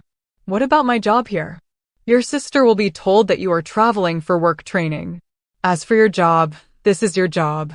Learning to be a functional member of the pack is the most important thing you can do right now. Everything else is secondary." Naira wanted to argue, wanted to insist that she could continue working during the day and train in the evenings, wanted to maintain some sense of control over her life and her schedule. But the look in Kaylin's eyes told her that this was not a negotiation. This was him exercising the authority he had as alpha, making decisions he believed were necessary for her safety even if she did not like those decisions. "Fine," she said, hearing the edge in her own voice. "But I need to talk to Lila myself. I need to explain why I will be gone." "Of course," Kaylin agreed. "You can call her from the car on your way home." The rest of the day passed in a strange fog of normalcy and surreality. Naira attended 2 more meetings, reviewed a proposal for a new data security system, and tried to focus on the work in front of her even though her mind kept drifting to what the evening would bring. She had agreed to learn about being a werewolf, had agreed to let Kaylin teach her, but she had not fully processed what that would actually mean until now when it was about to become real.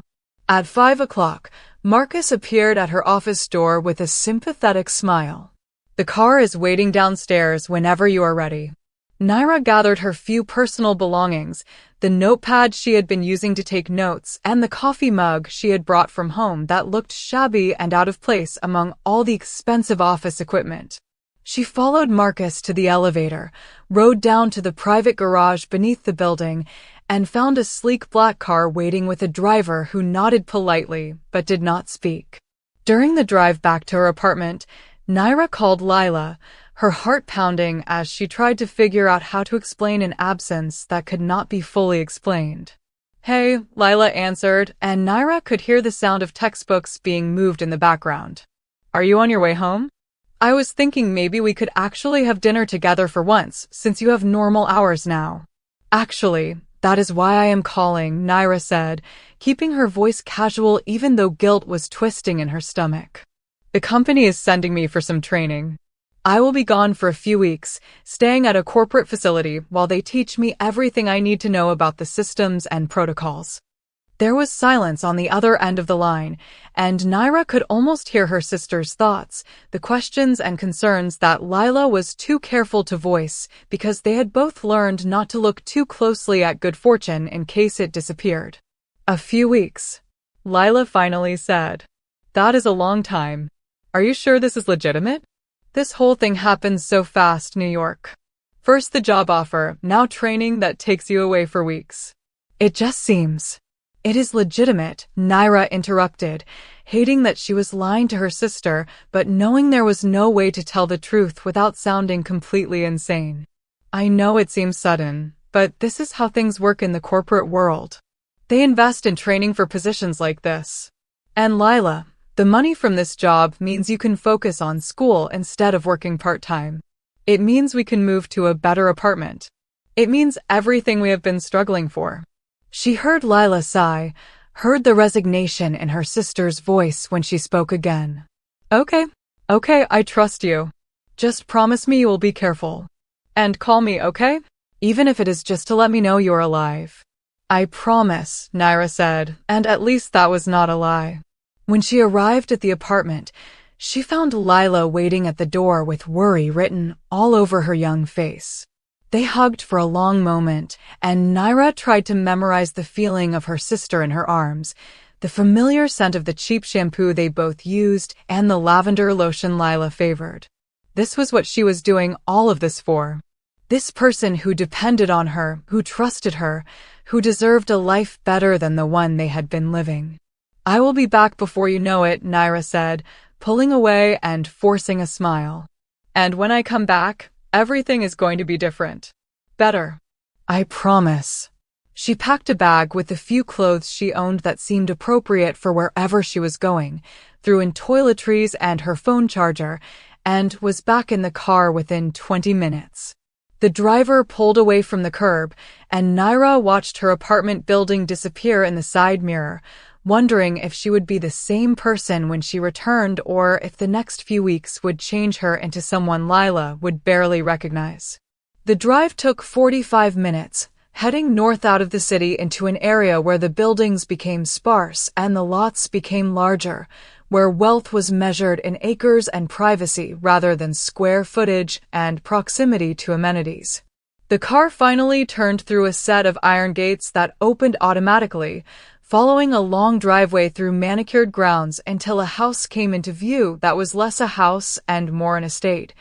All stone and glass and modern architecture that somehow managed to look both welcoming and intimidating at the same time. Naira stepped out of the car with her single shabby duffel bag and felt immediately out of place, like a stray dog that had wandered into a palace by mistake. The front door opened before she could knock, and Kalen stood there in casual clothes, jeans and a black sweater that somehow made him look even more dangerous than the expensive suits did, as if removing the corporate armor revealed the predator underneath. "Welcome," he said simply, stepping aside to let her enter. The interior of the house was exactly what Naira would have expected if she had allowed herself to imagine it. High ceilings, an open floor plan that flowed from one space to another, furniture that managed to be both minimalist and obviously expensive, and artwork on the walls that she suspected was original rather than prints. Everything was in shades of gray and black and white, with occasional touches of deep blue or forest green, creating an atmosphere that was masculine and controlled and just slightly cold. "Your room is upstairs," Kalen said, taking her bag before she could protest. "I will show you around, then we can have dinner and discuss what your training will involve." He led her up a floating staircase to the second floor, down a hallway lined with closed doors, and finally into a bedroom that was larger than the entire apartment she shared with Lila. The bed was enormous, covered in white linens that looked impossibly soft. The windows overlooked the grounds, where Naira could see woods stretching into the distance. There was an attached bathroom with a shower that had multiple heads and a tub that could probably fit 3 people. "This is too much," Naira heard herself say. "I do not need all of this just for training."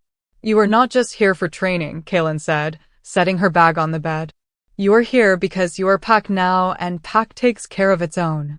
Get settled, take a shower if you want, change into something comfortable. I will be downstairs when you are ready. He left before she could respond, closing the door behind him and leaving Naira alone in a room that felt like something from a dream or a movie, certainly not something that belonged in her actual life. She sat on the edge of the bed, felt the mattress give beneath her weight in a way that promised perfect support and comfort, and tried to process everything that was happening. 3 weeks ago, she had been a cleaning lady who mopped floors and emptied trash bins and lived in a one-bedroom apartment where the heat barely worked. Now she was sitting in a bedroom that probably cost more to furnish than she would have earned in 10 years at her old jobs, about to have dinner with an alpha werewolf who was going to teach her how to access parts of herself she had spent 20 years suppressing. It was insane. It was terrifying. And somehow, it felt more right than anything in her life had felt in a very long time. Naira showered in water that was perfectly hot, using expensive products that smelled like bergamot and vanilla, and then dressed in the most presentable casual clothes she owned, jeans and a simple gray sweater. When she made her way back downstairs, following the sound of movement and the smell of cooking food, she found Kaylin in a kitchen that looked like it belonged in a magazine. All granite countertops and stainless steel appliances and pendant lighting that somehow managed to make the space feel warm despite all the hard surfaces. "You cook?" she asked, surprised to find him standing at the stove stirring something in a pan. "I live alone," Kaylin replied without turning around. The alternative was hiring a full-time chef or eating takeout every night. "I learned to cook out of necessity and discovered I actually enjoy it. Cooking is one of the few things I do that has no connection to business or pack politics. It is just about following a recipe and creating something satisfying." He glanced over his shoulder at her. "Do you cook?" "I have been cooking for myself and my sister since I was 19, Naira said. "Though my repertoire is mostly cheap, filling meals that can be stretched across multiple days. I am guessing your kitchen has seen more expensive ingredients than I have ever touched." Kaylin smiled slightly. "Cooking is cooking regardless of the ingredients. The principles are the same whether you are working with ground beef or filet mignon. Sit. Dinner will be ready in a few minutes." Naira sat at the kitchen island and watched him work, noting the efficient way he moved, the careful attention he paid to timing and temperature. There was something almost meditative about the way he cooked, a focused calm that she had not seen before in their interactions. At work, he was all controlled intensity and strategic calculation. Here, in his own kitchen making dinner, he seemed more relaxed, more human, more approachable. "You mentioned at work that several pack members have positions at Werewolf Industries," Naira said, breaking the comfortable silence. "How many people are in your pack?" 43 at last count, Kaylin replied, plating what looked like perfectly seared salmon with roasted vegetables. Though that number fluctuates as wolves move in and out of the territory for various reasons. The core pack, the wolves who have been with me for years and hold positions of authority, numbers about 15. He set a plate in front of her, and Naira stared at food that looked like something from a restaurant, artfully arranged and smelling incredible. "And they all know about me?" "The core pack knows," Kaylin confirmed, sitting down across from her with his own plate. "I called a meeting the night after you solved the Aegis protocol breach and told them I had found a wolf with unusual abilities who would be joining us. The response was mixed, as you might imagine. Some were intrigued, some were skeptical, and some were openly hostile to the idea of bringing in an unknown. Like Celine, Naira guessed. Like Celine, Kaylin agreed. She is not the only one, but she is the most vocal in her disapproval. Celine has ambitions of becoming my mate, which would elevate her status considerably within pack hierarchy. Your arrival and the attention I have shown you has made her see you as a rival." Naira nearly choked on the bite of salmon she had just taken. "Mate? I am not trying to be anyone's mate. I am just trying to learn how to function in a world I did not know existed a week ago." Kaylin's expression became more serious. "I know that. But pack dynamics do not care about your intentions. They care about perception and behavior. And the perception, fair or not, is that I have shown you favor by bringing you into my home for private training, by defending you publicly against Celine, by giving you a position that puts you in close proximity to me. Whether you intend it or not, you are now part of the complicated politics that govern pack life. He leaned forward slightly, his dark eyes intense. Which is why your training needs to cover more than just how to access your wolf. You need to understand hierarchy, dominance, challenges, and the subtle ways that wolves communicate status and intention. You need to learn to read body language and scent markers and the thousand small signals that wolves use to establish and maintain social structure. Without that knowledge, you will be blind to threats until they are right on top of you. Naira set down her fork, her appetite suddenly diminished by the weight of what he was describing. This sounds like I am preparing for war rather than just learning about my heritage. In some ways, you are, Kaelin said bluntly. The werewolf world is not gentle, Naira. It is built on strength and dominance and the constant testing of boundaries. Most wolves grow up learning these things from childhood, absorbing the rules and dynamics the way human children absorb their culture. You did not have that. Your mother kept you isolated and suppressed, which means you are coming into this blind and vulnerable. My job over the next few weeks is to change that, to give you the tools and knowledge you need to survive.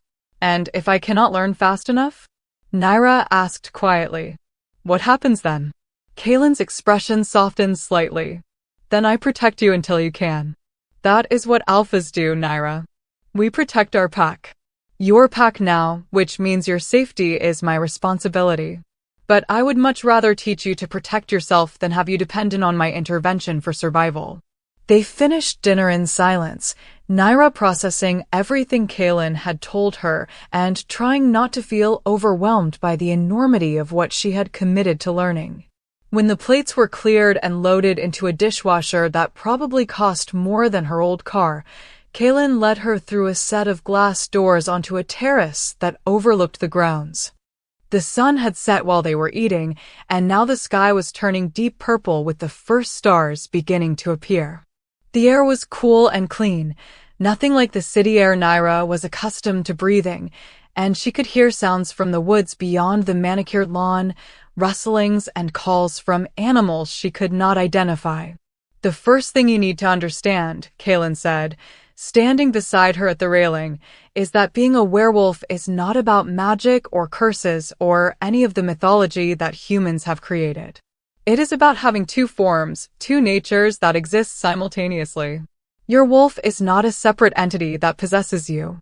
It is part of who you are, as fundamental to your being as your human thoughts and emotions. He turned to face her, and Naira could see something shifting in his eyes, a golden glow that had not been there a moment before. When you suppress your wolf the way you have been doing, you are suppressing part of yourself. And suppression requires constant energy, constant vigilance. It is exhausting, even when you do not realize that is what is making you tired. What I am going to teach you is how to stop fighting yourself and start working with both sides of your nature. How do we start? Naira asked, and she was surprised by how steady her voice sounded despite the nervousness fluttering in her chest. We start with you letting go of control, Kaelin said. Which I know sounds terrifying to someone who has spent 20 years maintaining rigid control over every aspect of themselves. But you cannot access your wolf while you are holding on so tightly to your human form. You need to relax, to open yourself to the sensations and instincts you have been blocking. He moved closer, close enough that Naira could feel the heat of his body, could smell that cedar and smoke scent that seemed stronger now, more primal. Close your eyes. Naira hesitated, then obeyed, letting her eyelids drift shut and cutting off visual input. Immediately, her other senses seemed to sharpen, became more acute. She could hear Kaelin's breathing, slow and steady. Could smell not just his cologne but something underneath it, something wild and masculine that made her pulse quicken. Could feel the slight movement of air when he shifted his weight. Good, Kaelin's voice was soft, almost hypnotic. Now I want you to breathe with me. In for 4 counts, hold for 4, out for 4. Match my rhythm. She listened to his breathing and tried to synchronize her own, feeling her heart rate begin to slow as the measured rhythm calmed her nervous system. In for 4, hold for 4, out for 4. Again and again until it became automatic, until she was not thinking about breathing, but simply doing it in harmony with the man standing beside her. Now, Kalen continued, his voice seeming to come from everywhere and nowhere, I want you to think about the thing inside you that you have been pushing down for 20 years. The wild thing. The thing that wants to run and hunt and howl at the moon. I want you to stop pushing it away and instead invite it closer. Do not force it. Do not grab at it. Just acknowledge that it is there and that you are willing to feel it. Naira focused inward, searching for that familiar sensation of otherness that she had learned to wall off. It was always there, a presence she carried but refused to engage with, like a locked door in a house she lived in that she had learned never to open. Now, following Kalen's instructions, she imagined herself approaching that door, reaching for the handle, preparing to open it just a crack to see what was on the other side. The response was immediate and overwhelming. The moment she stopped actively suppressing it, her wolf surged forward like water through a broken dam, flooding her senses with input she had never allowed herself to fully experience. Suddenly, the night was not dark but alive with subtle variations of gray and silver that let her see perfectly despite the lack of light. The sounds from the woods became distinct and identifiable, an owl hunting, small rodents moving through undergrowth, the wind moving through different types of trees creating different pitches and tones. And scents, oh God, the scents. She could smell everything, the grass and the trees and the earth and the small creatures and the larger predators, and underneath all of that, overwhelming in its intensity, Kalen's scent. Not just the cologne and the soap he used, but the fundamental scent of him, male and wolf and alpha. A smell that called to something deep inside her and made her wolf respond with interest and curiosity and a desire to move closer that had nothing to do with conscious thought.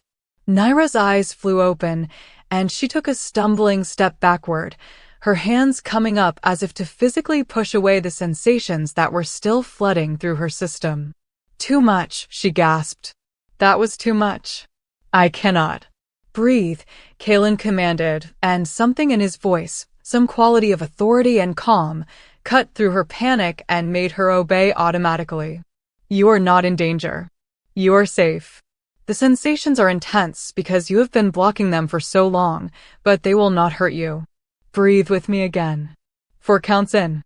Naira forced herself to match his breathing again, forced herself to slow down and regain some measure of control, even though every nerve in her body felt like it was vibrating with new awareness. Gradually, the overwhelming flood of sensation began to recede to something more manageable, something she could process without feeling like she was drowning in input. That is what you have been suppressing, Kalen said quietly. That is what it feels like to let your wolf senses emerge. It is overwhelming at first, but with practice, you will learn to control the intensity, to dial your senses up or down as needed. Most wolves learn this gradually as children. You are learning it all at once, which makes it harder but not impossible.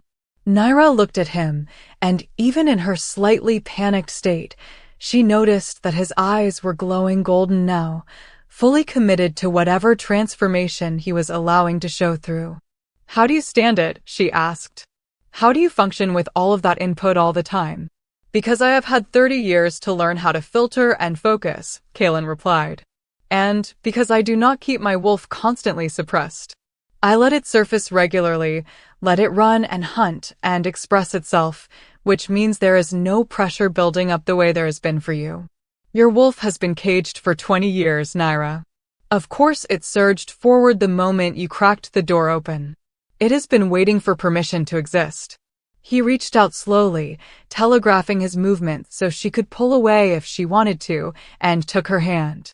His skin was warm, almost hot, and the moment their hands connected, Naira felt something pass between them, a recognition that went deeper than physical attraction or intellectual interest. Her wolf responded to his alpha presence, recognized him as someone powerful and protective and fundamentally safe, despite the danger he represented. "This is enough for tonight," Kaelin said, his thumb brushing across her knuckles in a gesture that was probably meant to be comforting, but sent shivers up her arm. "You did well for a first attempt. Tomorrow, we will work on control, on teaching you how to access your wolf senses without being overwhelmed by them. But for now, you need to rest. Your body is not accustomed to this, and you will be exhausted once the adrenaline wears off." As if his words had given her permission, Naira suddenly felt fatigue crash over her like a physical weight. Her legs felt shaky, her head felt fuzzy, and all she wanted was to lie down somewhere soft and let unconsciousness take over. Kaelin seemed to sense her sudden weakness, because his hand tightened on hers, and he guided her back into the house, up the stairs, and to the door of her room. "Sleep," he said softly. "If you need anything during the night, my room is at the end of the hall. Do not hesitate to wake me." Naira nodded, too tired to form words, and stumbled into her room. She barely managed to change into the oversized t-shirt she slept in before collapsing onto the bed, sinking into softness that felt like being embraced by clouds. Her last conscious thought before sleep took her was that she could still smell Kaelin on her hand where he had touched her, cedar and smoke and something wild, and that scent followed her down into dreams that were filled with running through forests under a full moon, chasing prey she could almost catch, feeling powerful and free and fully, finally herself. When Naira woke the next morning, sunlight was streaming through the windows and she felt more rested than she had in years, despite the strange dreams. She showered, dressed in clean clothes, and made her way downstairs to find Kaelin already awake and sitting at the kitchen island with a laptop and a cup of coffee. Looking exactly like the corporate CEO he was, even though he was supposedly on vacation from that role to train her. "Morning," he said without looking up from his screen. "Coffee is fresh. Breakfast supplies are in the refrigerator. Help yourself to whatever you want."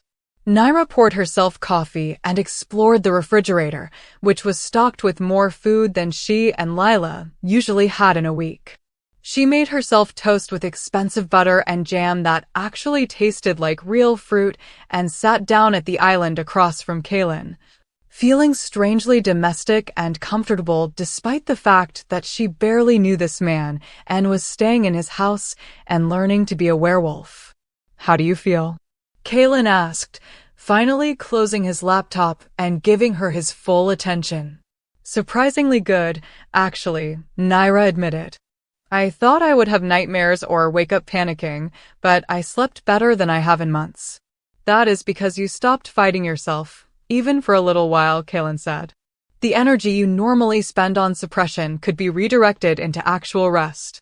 As you get better at working with your wolf instead of against it, you will find you need less sleep and have more energy overall." He stood up and carried his coffee cup to the sink. "Today's lesson will be about control and focus. Last night, you opened the door and let everything flood through at once. Today, you are going to learn how to open that door just a crack, how to access specific wolf abilities without being overwhelmed by all of them simultaneously. We will start with hearing." They spent the morning on the terrace, with Kaelin teaching Naira how to consciously engage her wolf hearing without triggering her other heightened senses. It was harder than she expected, like trying to flex a muscle she had never used before, but gradually she began to understand how to direct her focus, how to let her hearing sharpen while keeping her sight and smell at normal human levels. By noon, she could hear a conversation happening in the woods at least 100 yards away, could distinguish between different bird calls that all sounded the same to human ears, could pick out the sound of Kaelin's heartbeat steady and slow even when he was standing several feet away from her. The sense of accomplishment was intoxicating, better than any academic achievement she had earned in college, because this was about discovering abilities she had not even known she possessed. They broke for lunch, and then the afternoon was spent on scent training. This was even more difficult than hearing, because scent was more primal, more connected to emotion and memory and instinct. Kaylin had her practice identifying different smells from increasing distances, teaching her how to sort through layers of scent to find specific markers, explaining how wolves use scent to communicate everything from emotional state to pack affiliation to territorial boundaries. Every wolf has a unique scent signature, Kaylin explained as they walked through the grounds. When you meet other pack members, you will need to learn their scents so you can identify them even when you cannot see them. Scent is how we track each other, how we know who has been where, how we establish and respect boundaries. He stopped walking and turned to face her. Right now, you know my scent because you have been in close proximity to me for the past day. But I want you to consciously catalog it, to commit it to memory the way you would memorize an important phone number or address. Close your eyes and focus solely on scent. Naira obeyed, closing her eyes and breathing deeply, letting her wolf senses sharpen and focus on the man standing in front of her. The cedar and smoke she had noticed before were there, but now she could detect layers underneath. Clean cotton from his clothing, the faint metal scent of the watch on his wrist, coffee from this morning, and underneath all of that, the fundamental scent that was uniquely Kaylin. It was masculine and warm and carried notes of something wild and dangerous, something that marked him as alpha, as predator, as someone to be either followed or feared depending on where you stood in relation to him. And her wolf responded to that scent with interest and approval, recognizing him as powerful and protective, as someone worth following, as someone whose presence made her feel safer than she had felt in years. The response was instinctive and powerful, and it scared her a little because she did not fully understand what it meant. "What do you smell?" Kaylin's voice was quiet, not wanting to disrupt her focus. "You," Naira said simply. "I smell you." Cedar and smoke on the surface, but underneath there is something else, something I do not have words for. Something that tells me you're alpha, that you are dangerous, that you are. She stopped, unsure how to finish that sentence without revealing too much about her own response. "That I am what?" Kaylin prompted. Naira opened her eyes and met his gaze, seeing the golden glow there that meant his wolf was close to the surface. "That you are safe," she said quietly. "My wolf knows you are dangerous to enemies, but it also knows you would never hurt me. I do not understand how I know that, but I do." Something shifted in Kaylin's expression, something that looked almost like relief or satisfaction. "That is your instinct reading the truth that my wolf is projecting. I am your alpha, which means you are under my protection. Your wolf recognizes that bond even though you do not fully understand it yet." He reached out and tucked a strand of hair behind her ear, the gesture casual but intimate in a way that made Naira's breath catch. "You are doing remarkably well, Naira. Most wolves take weeks to achieve the level of control you are demonstrating after just 2 days. Whatever your mother did to suppress your abilities, she did not damage them. They were just waiting for permission to exist." They continued training through the afternoon, taking breaks when Naira showed signs of fatigue, but otherwise pushing her to explore and develop her emerging abilities. By evening, she could consciously engage any of her wolf senses individually, could maintain enhanced hearing or smell or sight without triggering the overwhelming flood of all three simultaneously. She still could not do it for extended periods without exhaustion, but it was progress, clear and measurable and deeply satisfying. Dinner that night was more relaxed than the previous evening, with Kaylin asking about her life before the job offer, about her sister and their childhood and the circumstances that had led to them being alone. Naira found herself talking more freely than she usually did, sharing stories she had not told anyone in years. Feeling something like friendship beginning to form alongside the teacher-student dynamic and the complicated pack hierarchy that governed their relationship. "Tell me about your mother," Kaylin said as they were cleaning up after the meal. "What do you remember about her?" Naira paused, hands in the sudsy dishwater, memories flooding back that she usually kept carefully compartmentalized. "She was beautiful and sad," she said finally. "Always sad, even when she was smiling. Like she was carrying grief that never quite left her alone." She was protective of me and Lila, almost obsessively so. We were not allowed to have friends over, were not allowed to join sports teams or clubs, were homeschooled until I was 12. She taught me everything, reading and math and history, and she was brilliant.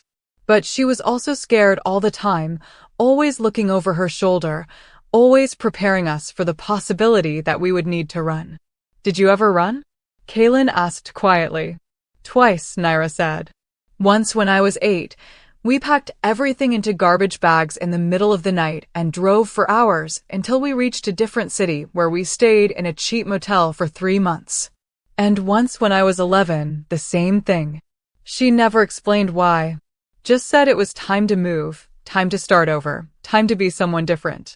She rinsed a plate and set it in the rack to dry. Looking back now with what I know about werewolves and packs and territories, I think she was running from other wolves. I think she was trying to keep us hidden from people who wanted to find us. But I do not know why we were being hunted or what my mother did to make enemies powerful enough that she spent her entire life afraid. Kaylin was silent for a long moment, and when Naira looked at him, she saw that his expression was thoughtful and slightly troubled. There are stories in the old packs about a bloodline that was hunted to extinction about 25 years ago. A family called Ashfall who possessed unusual abilities related to lunar magic and prophetic sight. They were called Moonseers, and they were killed by a coalition of alphas who feared their power to predict and influence pack politics. He turned to face her fully. Your mother was not just running because she was different, Naira. She was running because she was one of the last survivors of a bloodline that was systematically exterminated.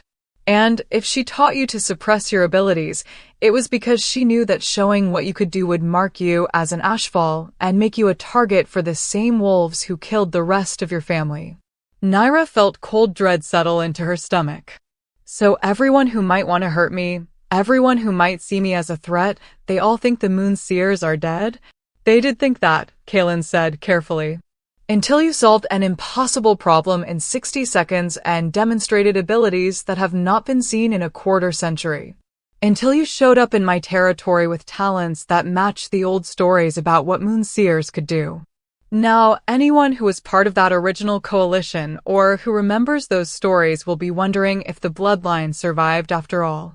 Which is why those men attacked me, Naira said, understanding clicking into place.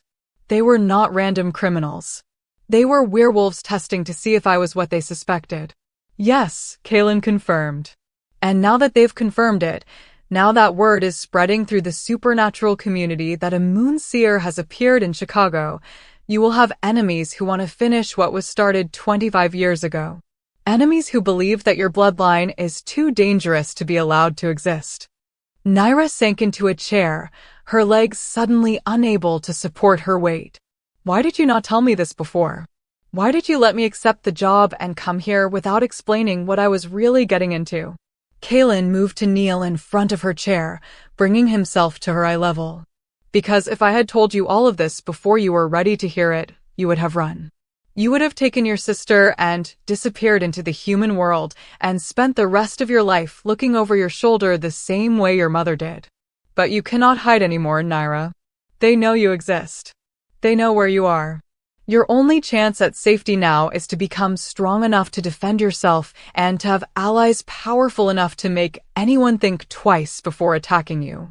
He took her hands in his, and Naira could feel the warmth and strength in that grip, could feel the sincerity behind his words. I am not going to let what happened to your family happen to you. You are packed now, which means you are under my protection.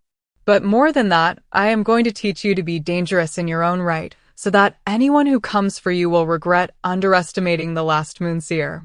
Naira looked into his golden eyes and saw determination there, saw promise and protection and something else that looked almost like possessiveness. And despite the fear coursing through her veins, despite the knowledge that she was being hunted by enemies she had not even known existed until this moment, she felt something inside her respond with fierce resolve. She was tired of running, tired of hiding, tired of being afraid of her own power. If the world wanted to see her as a threat, then maybe it was time to become one. Teach me, she said, her voice steady despite the tremor in her hands. Teach me everything I need to know to survive. To fight. To be dangerous enough that no one ever makes the mistake of thinking I am weak again. Kaylin smiled, and there was approval and pride in that expression. That is exactly what I was hoping you would say. The next 2 weeks passed in a blur of training that pushed Naira's body and mind to limits she had not known existed. Kaylin was a demanding teacher, patient when she struggled but unrelenting in his expectations that she would master each skill before moving to the next. Every morning began before dawn with physical conditioning, running through the woods that surrounded his estate while he taught her to navigate by scent and sound rather than sight, to move quietly despite the underbrush, to read the terrain and identify safe paths versus dangerous ones. Her body protested at first, muscles screaming in ways they never had even during her years of working multiple physically demanding jobs. But as she learned to let her wolf nature blend with her human consciousness, as she stopped fighting the enhanced strength and endurance that came with accessing those abilities, the exhaustion transformed into something else. She grew stronger, faster, more confident in her movements. Her reflexes sharpened until she could dodge obstacles she barely registered consciously, trusting her instincts to guide her body while her mind focused on broader strategy. The afternoons were dedicated to pack politics and social dynamics, lessons that Kaylin conducted in his study surrounded by books about werewolf history and territorial law. He explained the complex hierarchy that governed pack life, the way dominance was established and maintained through subtle signals of body language and scent markers, the protocols for challenging authority and the consequences for violating pack law. Naira absorbed it all with the same focus she had once applied to her college courses, taking detailed notes and asking questions that often made Kaylin pause and reconsider explanations he had previously taken for granted.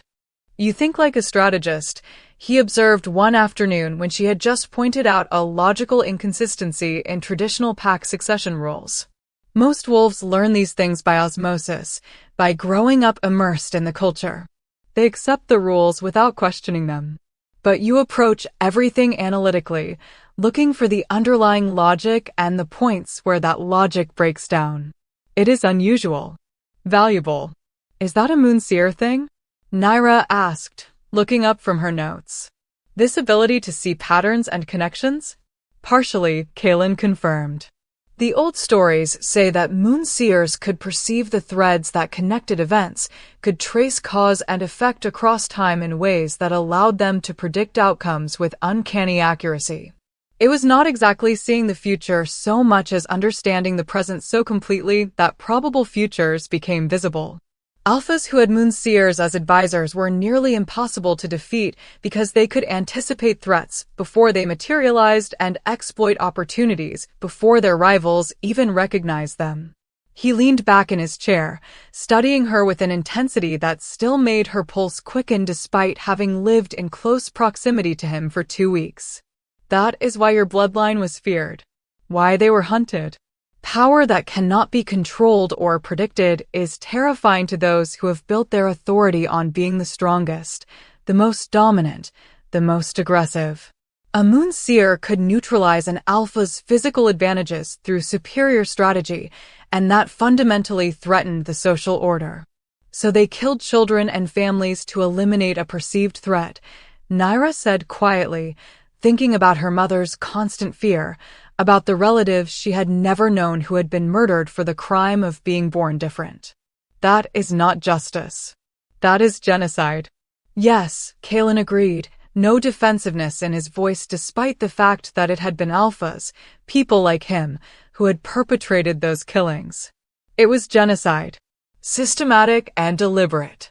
And the wolves who participated justified it by telling themselves they were protecting the natural order, preserving the strength-based hierarchy that had governed werewolf society for thousands of years. But they were really just afraid of change, afraid of having to adapt to a world where intelligence could rival physical dominance. He stood and walked to the window, looking out over his estate. I was barely a teenager when it happened, too young to have any say in pack politics. But I remember the debates, remember hearing the older alphas talk about the Moonseer problem and the necessity of final solutions. I remember my own father arguing in favor of the coalition, claiming it was for the good of all packs. And I remember thinking even then that there was something fundamentally wrong about hunting people for abilities they could not help having. Naira joined him at the window, standing close enough that she could feel the warmth radiating from his body. Is that why you are helping me? Some kind of guilt by association. No, Kaylin said firmly. I am helping you because you are Pack and Pack protects its own. I am helping you because you deserve the chance your mother never got to live without fear and use your abilities without having to hide. And I am helping you because I think the werewolf world needs to change, needs to evolve beyond this obsession with physical dominance and recognize that there are different kinds of strength. He turned to face her, and Naira found herself caught in his gaze, in those dark eyes that sometimes glowed gold when his wolf came close to the surface.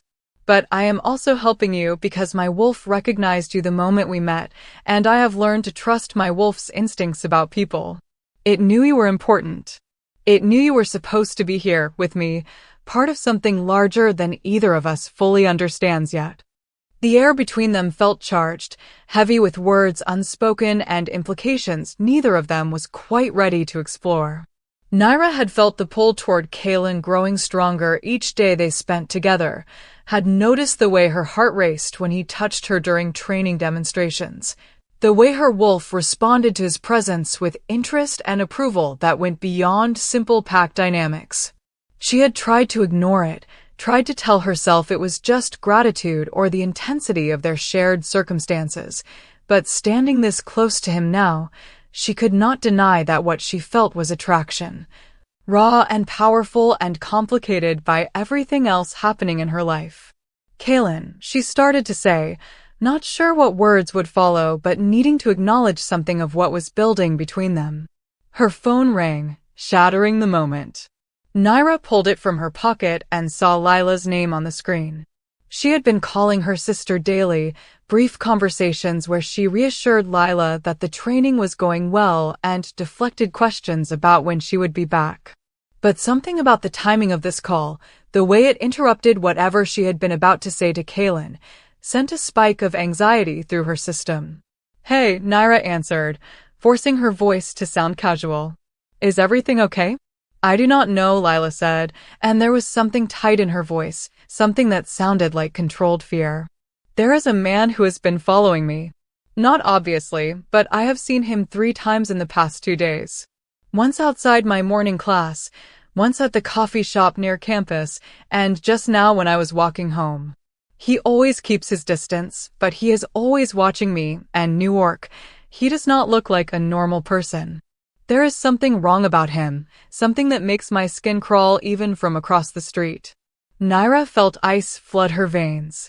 Where are you right now? Still on campus, Lila replied. I called you instead of starting to walk home because I am scared. What if he follows me to the apartment? What if he tries something? Listen to me carefully, Naira said, her voice steady even though panic was screaming in her mind. I want you to go to the campus security office. Tell them you are being followed and you need someone to walk you to your car or to a safe location. Do not leave campus alone. Do not go to the apartment. I am going to have someone come pick you up, someone I trust who will make sure you are safe. Can you do that for me? Naira, what is going on? This has something to do with your new job, doesn't it? You are in some kind of trouble and now it is following me.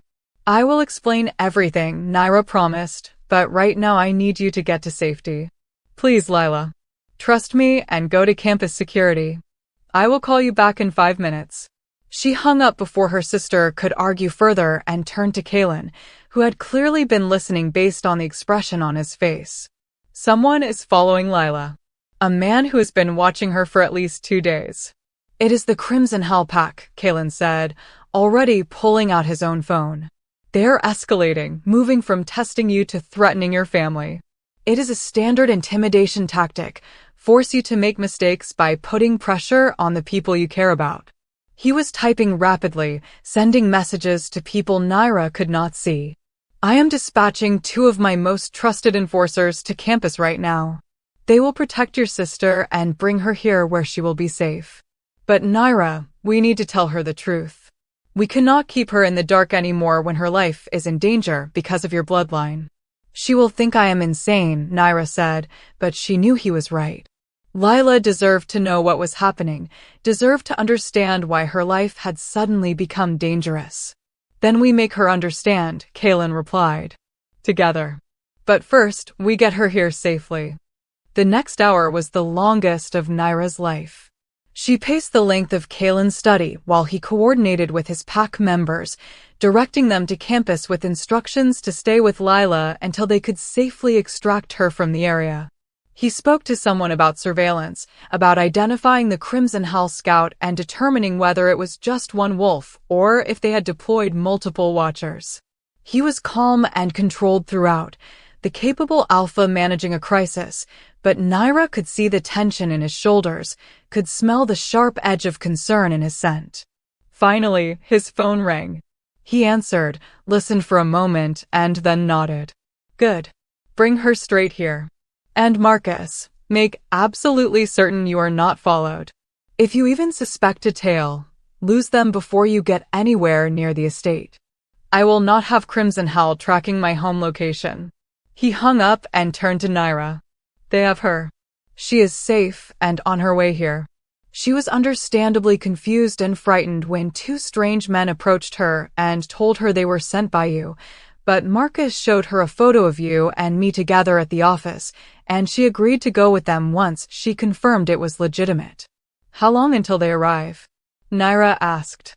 45 minutes, maybe an hour depending on traffic and whether they need to take evasive routes. Naira sank into a chair, relief and dread mixing in equal measure. Lila was safe, but now she would be here, would be dragged into a world she had no preparation for, would learn truths that would shatter her understanding of reality. And it was Naira's fault, consequences of her bloodline and her abilities reaching out to damage the one person she had spent her entire adult life trying to protect. This is not your fault, Kaylin said, as if reading her thoughts. He pulled another chair close to hers and sat down, close enough that their knees almost touched. You did not ask to be born a moonseer. You did not ask for enemies who would kill your family and hunt survivors. You were not responsible for the actions of wolves who are so threatened by your existence that they will stoop to targeting innocent people. The only ones at fault here are the Crimson Hell Pack and the Alphas who created this situation 25 years ago when they decided genocide was acceptable. But Lila is in danger because of me, Naira insisted. If I had just stayed invisible, kept cleaning floors, and never solved that security breach, none of this would be happening. And you would have spent the rest of your life suppressing who you are, exhausting yourself with work that barely kept you alive, never knowing your heritage or your capabilities, Kaylin countered. That is not living, Naira. That is just surviving. And your mother did not sacrifice everything to keep you alive just so you could waste your life pretending to be less than you are. He reached out and took her hand, that familiar gesture that somehow always grounded her when anxiety threatened to overwhelm her thinking. We are going to protect Lila. We are going to explain what is happening in a way she can understand. And we are going to make it very clear to Crimson Hell that threatening your family was a mistake that will cost them dearly. You are not alone in this anymore. You have a pack. You have an alpha who will go to war to protect you if necessary. Trust that. Naira squeezed his hand, drawing comfort from the contact and from the certainty in his voice. She had spent so many years being alone, being the only one responsible for keeping herself and Lila safe, that it was almost disorienting to have someone else sharing that burden, someone else willing to fight her battles alongside her. But it also felt right in a way she could not fully articulate, as if she had been carrying a weight she was never meant to carry alone and was only now realizing how heavy it had been. When the sound of a car approaching finally reached them, both Naira and Kaylin stood and moved to the front of the house.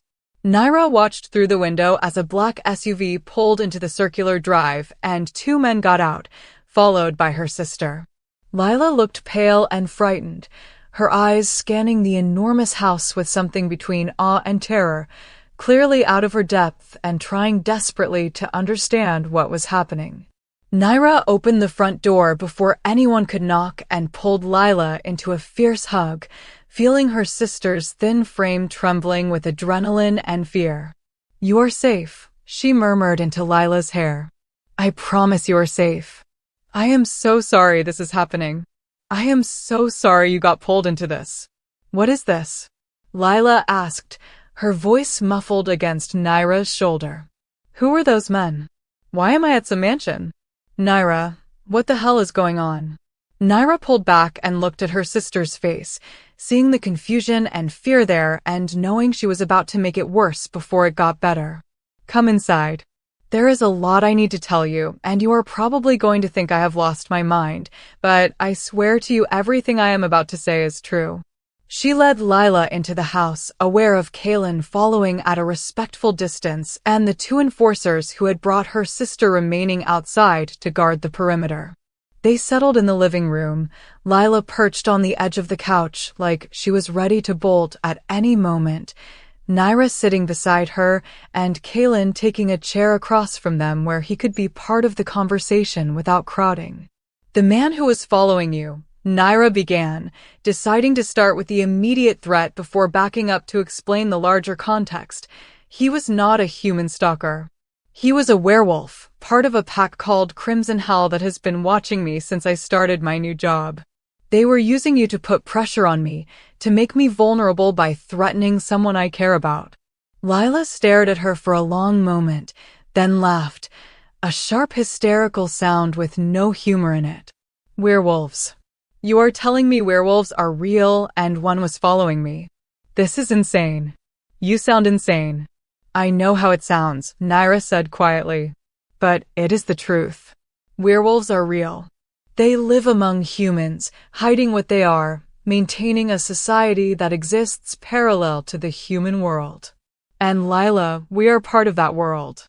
Our mother was a werewolf. I am a werewolf. And you probably have dormant wolf genetics even if you have never manifested abilities."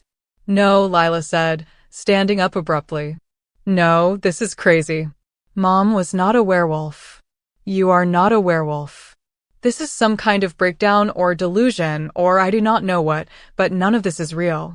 Kaylin spoke for the first time, his voice calm and reasonable. "If it is not real, how do you explain the man who was following you? How do you explain why two strangers knew your sister's name and could produce a photo of her that was taken inside a secure corporate building? How do you explain instincts you have always had but could never name, the way you can sense danger before it materializes, the way you heal faster than your friends, the dreams of running through forests that feel more like memories than imagination?" Lila froze, her eyes widening. "How do you know about my dreams?" "Because they are pack dreams," Kaylin said gently. "Genetic memories passed down through bloodlines. Every werewolf has them, even dormant wolves who have never shifted. They are your wolf trying to communicate with your conscious mind, trying to remind you of what you are even when you have been taught to ignore those signals." Naira stood and moved to stand in front of her sister, forcing Lila to meet her eyes. "I know this is terrifying. I know it sounds impossible. But I need you to trust me. Watch." Before she could talk herself out of it, before fear could make her hesitate, Naira let her wolf rise to the surface in a way she had been practicing with Kaylin for the past 2 weeks. She felt her eyes shift, felt the golden glow that meant her wolf was visible, felt her senses sharpen and her posture change as her human consciousness blended with wolf instincts. She did not fully shift, did not try to transform her entire body, but she let enough of her wolf show through that there could be no denying something supernatural was happening. Lila gasped and stumbled backward, nearly falling over the coffee table before catching herself. "Your eyes. Oh my God, your eyes are glowing. What are you? What is happening?" "I am still me," Naira said, her voice slightly rougher with her wolf so close to the surface, but still recognizably hers. "I am still your sister.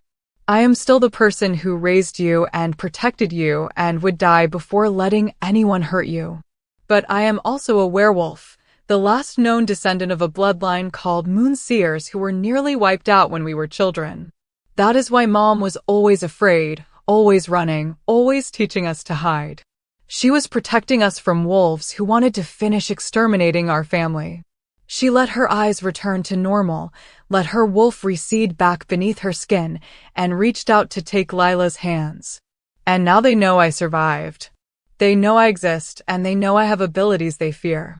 So they are threatening you to get to me, and I cannot protect you by hiding anymore.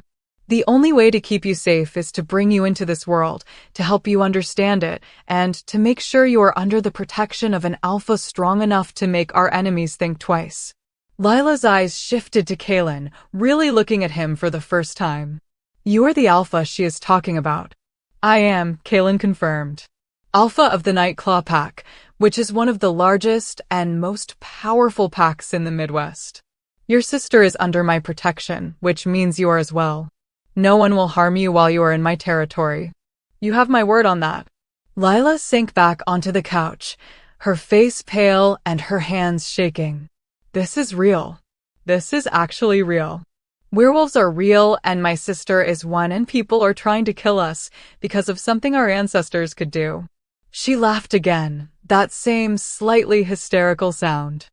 I thought the worst thing I had to worry about was passing my midterms and paying rent. How is this my life? Naira sat beside her and wrapped an arm around her shoulders, feeling her sister lean into the comfort despite the shock still written all over her face. I am so sorry. I never wanted you to be dragged into this.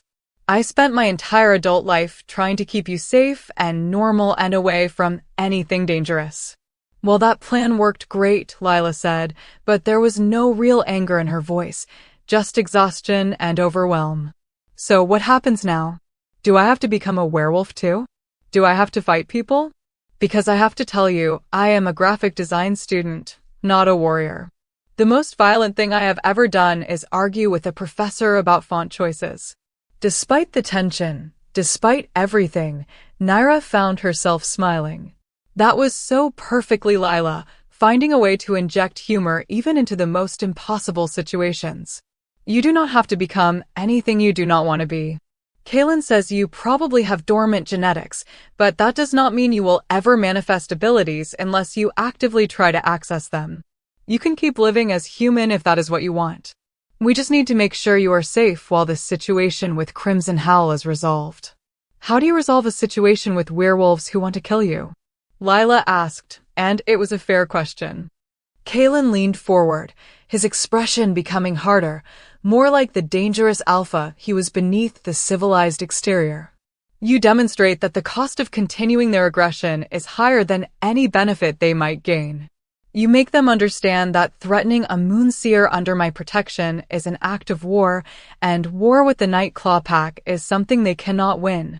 And if they are too foolish to back down after that warning, you eliminate the threat permanently. There was no mistaking the steel in his voice, the promise of violence against anyone who continued to target Naira or her family. Lila heard it too, because she straightened slightly and looked at Kaylin with new eyes, seeing not just the wealthy CEO, but the predator who ruled through strength and strategy. You really would go to war over my sister, Lila said, and it was not quite a question. Without hesitation, Kaylin confirmed. She is Pack. Pack is everything. And beyond that, he stopped, seemed to reconsider what he had been about to say, and finished with, she is important to me.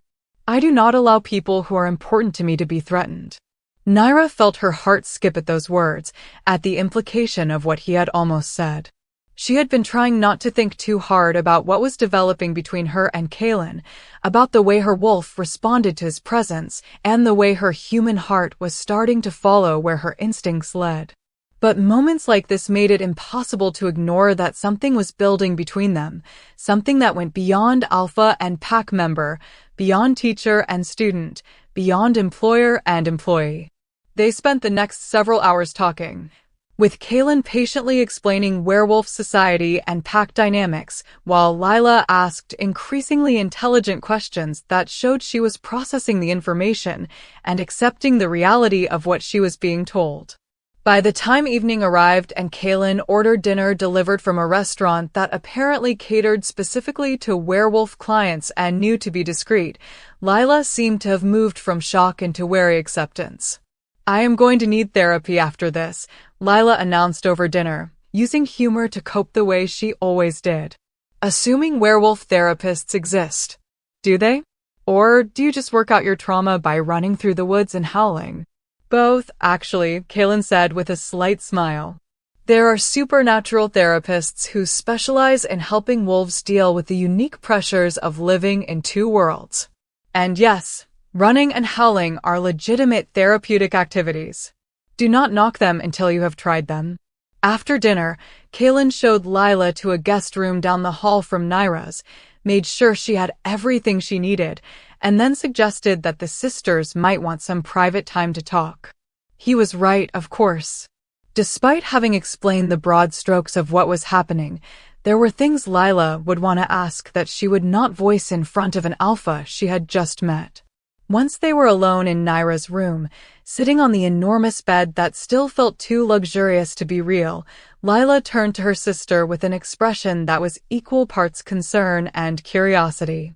"So you and the alpha. What exactly is happening there?"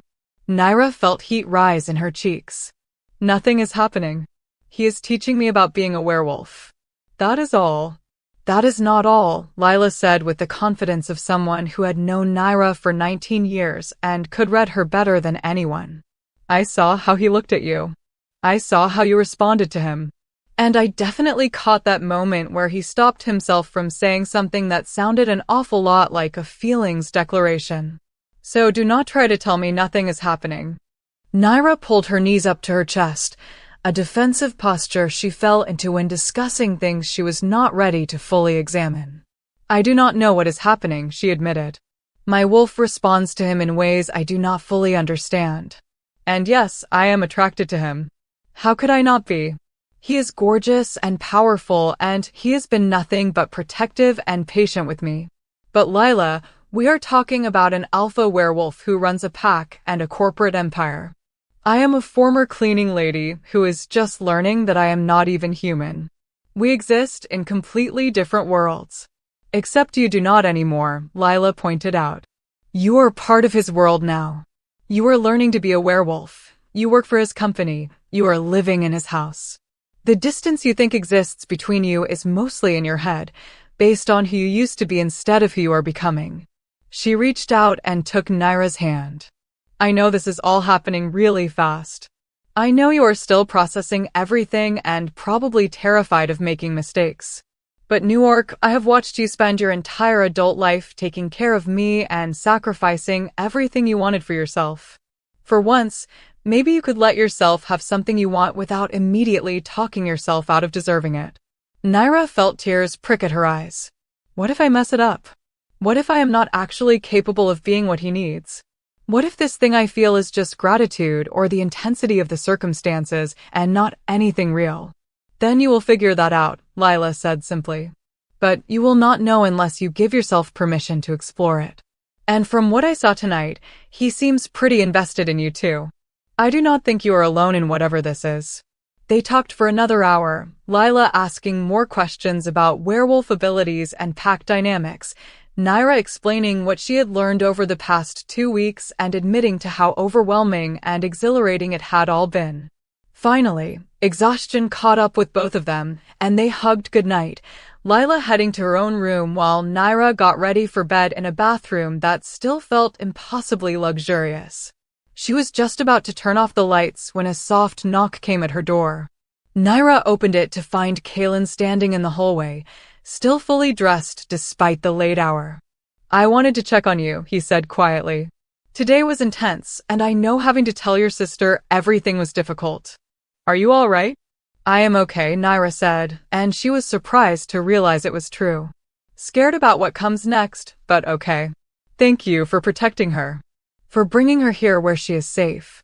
"You do not need to thank me for that," Kaylin said. "Protecting Pac is what I do. It is who I am." He hesitated, then added, "There is something I need to tell you. Something I probably should have mentioned earlier, but the timing never seemed right. The Crimson Howl Alpha has requested a meeting. He wants to negotiate. Naira felt her stomach drop. Negotiate what? Officially, he wants to discuss territorial boundaries and the placement of a moon seer within my packlands. Unofficially, I suspect he wants to assess you personally to determine whether you are actually a threat or whether the rumors have exaggerated your abilities. It is a standard dominance play, an alpha testing another alpha's pack strength by requesting formal parley. When? Naira asked. 3 days from now. He is coming to neutral ground in the city, a location that is recognized as treaty territory where violence is forbidden by old pack law. I will be there along with my senior enforcers. And I want you there as well. Why? Naira felt panic rising. I am not ready to face an enemy alpha. I have barely learned to control my wolf senses. How am I supposed to sit across from someone who wants to kill me and not reveal how terrified I am? Because fear is honest, Kaylin said, stepping closer and taking her hands in his. Every wolf in that room will smell your fear. There is no hiding it. But there is a difference between being afraid and being weak. You can be terrified and still hold your ground. You can acknowledge that he is dangerous and still refuse to submit. And having either sends a message that I am not hiding you, that I am not ashamed of having a moon seer in my pack, that I consider you valuable enough to bring to high-level negotiations. He squeezed her hands gently. I will be right there beside you. Marcus will be there. You will be surrounded by wolves who would die before letting anyone harm you. You will not face him alone. But you do need to face him, because avoiding this meeting would be seen as weakness, and weakness invites aggression. Naira wanted to argue, wanted to insist that 3 days was not enough time to prepare for something this important. But she could see the logic in what he was saying, could understand that hiding would only make things worse. Okay, she said, her voice barely above a whisper. I will do it. I will face him. That is my girl, Kaylin said, and there was pride and warmth in those words that made her heart skip. He reached up and tucked a strand of hair behind her ear, the gesture tender and intimate. You are stronger than you know, Naira Ashfall. And you are about to prove it to wolves who have underestimated you for far too long. He left her then, disappearing down the hallway to his own room, and Naira closed the door and leaned against it, her heart pounding and her mind racing. 3 days. She had 3 days to prepare herself for a confrontation with an enemy alpha, 3 days to transform from someone who had spent her life hiding into someone who could hold her ground in front of predators who wanted her dead. It should have been impossible. But as she climbed into bed and let exhaustion finally drag her toward sleep, Naira realized that she had been doing impossible things her entire life. Surviving foster care. Raising a sister alone while working 3 jobs. Solving security breaches that stumped experts. Learning to be a werewolf in 2 weeks when most wolves had a lifetime to adjust to their nature. Impossible was just another word for difficult. And difficult was something Naira Ashfall had never let stop her before. The next 3 days were the most intensive training Naira had yet experienced. Kaylin brought in Marcus and another senior pack member named Thorn, a woman in her 40s with silver-streaked hair and eyes that missed nothing, to help prepare Naira for the negotiation. They taught her how to read wolf body language with more sophistication than she had learned before, how to identify dominance displays and submission signals, how to recognize when an alpha was testing versus when they were actually preparing to attack. The key, Thorn explained during one session, is understanding that everything in werewolf interaction is a negotiation of status. The way you hold your body, the tone of your voice, whether you maintain or break eye contact, how you respond to questions, all of it communicates where you see yourself in the hierarchy and whether you are willing to challenge that position. She demonstrated with Marcus, showing how slight shifts in posture could transform an interaction from neutral to aggressive to submissive. Naira watched carefully, absorbing the nuances and practicing with both of them until she could recognize and respond to subtle signals without conscious thought. Kaylin focused on teaching her how to manage her scent, explaining that emotion was communicated through pheromones that werewolves could detect and interpret. "You cannot hide fear entirely," he said during one evening session, "but you can layer confidence over it, can project determination and resolve that tells other wolves you might be afraid, but you are not backing down." That combination of fear plus refusal to submit is something alphas respect because it shows courage rather than foolish bravado. They practiced in scenarios where Kaylin deliberately tried to intimidate her, using his alpha presence to trigger her flight instincts while she worked to hold her ground without submitting. It was terrifying at first, every survival instinct screaming at her to lower her eyes and retreat when he let his dominance flare. But gradually, she learned to separate instinct from action, to feel the fear and acknowledge his power while still maintaining her own position. On the night before the meeting, Kaylin found Naira on the terrace, where she had gone to try to calm her nerves. The moon was nearly full, hanging heavy and bright in the sky, and she could feel its pull in a way she never had before learning to access her wolf nature. It called to something deep inside her, something that wanted to run and hunt and howl, something that was both exhilarating and slightly frightening in its intensity. "The moon affects us more strongly than humans realize," Kaylin said, coming to stand beside her at the railing. "It is not the full moon that forces transformation the way human stories claim. But it does amplify our wolf nature, makes it harder to maintain full human control, makes the instincts louder and more insistent." "Can you feel it?" "Yes," Naira admitted. "It is like there is something pulling at me, trying to draw my wolf to the surface even though I am not consciously calling it." "That is normal," Kaylin assured her. "And it will be even stronger tomorrow night when the moon is actually full. Which means every wolf at that meeting will be feeling the same pull, will be more aggressive and less controlled than they would be at other times of the month. You need to be prepared for that, need to understand that tensions will run higher and tempers will be shorter than usual." He turned to face her, and in the moonlight, his eyes were already glowing faintly gold. "But there is an advantage to it as well. Your moonseer abilities are tied to lunar magic, which means you will be stronger tomorrow night than you have been at any point in your training. Your instincts will be sharper, your ability to read patterns and connections will be enhanced. The moon that makes other wolves more volatile will make you more powerful." "How do you know that?" Naira asked. "If moonseers were wiped out before you were old enough to meet any, how do you know what the moon does to their abilities?" "Because I have been researching," Kaylin said. "Because once I realized what you were, I started digging through old pack archives and contacting elders who might remember the stories. And what I learned is that moonseers were at their most formidable during the full moon, when they could see patterns and predict outcomes with an accuracy that bordered on prescient. That is why tomorrow night's meeting could actually work in our favor if you trust your instincts." He reached out and took her hand, and Naira felt that now familiar jolt of recognition, that sense of rightness that came with his touch. "I need you to make me a promise, Naira." "What promise?"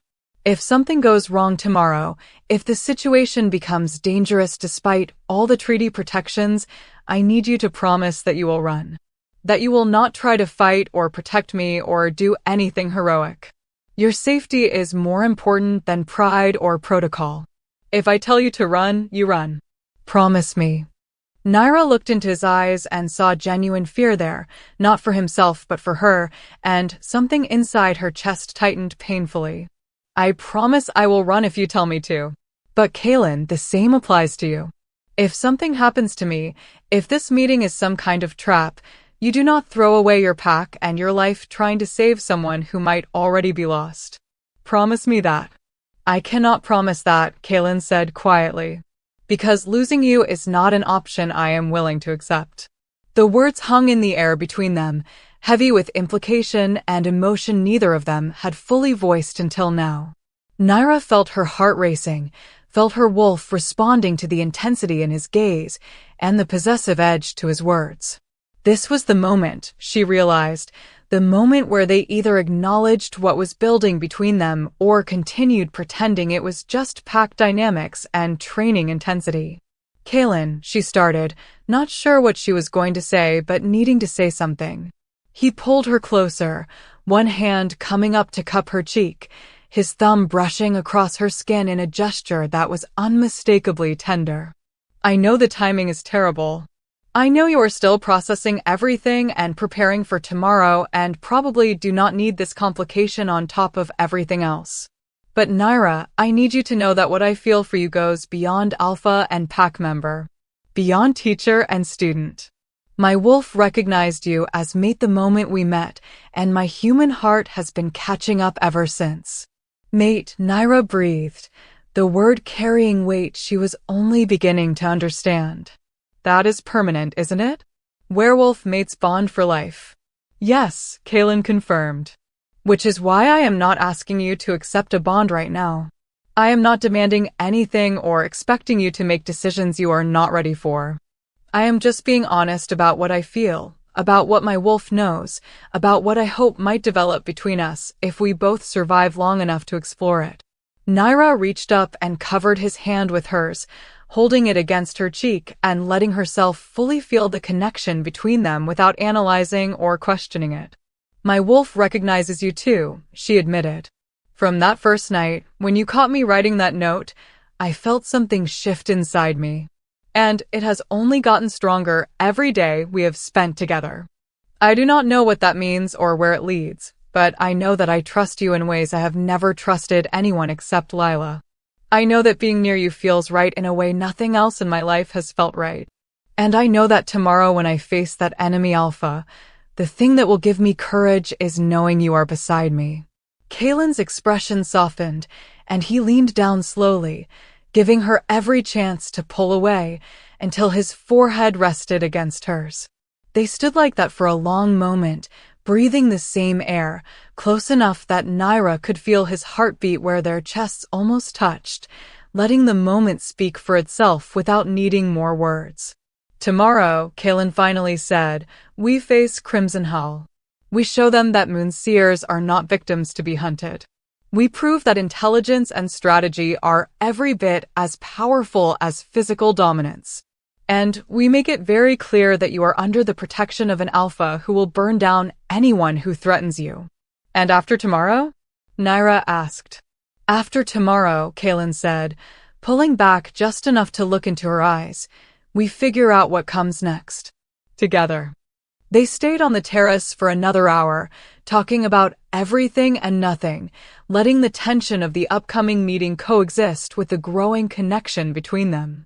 When they finally went back inside, when Kaylin walked her to her door and said goodnight with a lingering touch that promised more conversations to come, Naira felt centered in a way she had not expected. Tomorrow would bring danger and confrontation and tests she might not pass.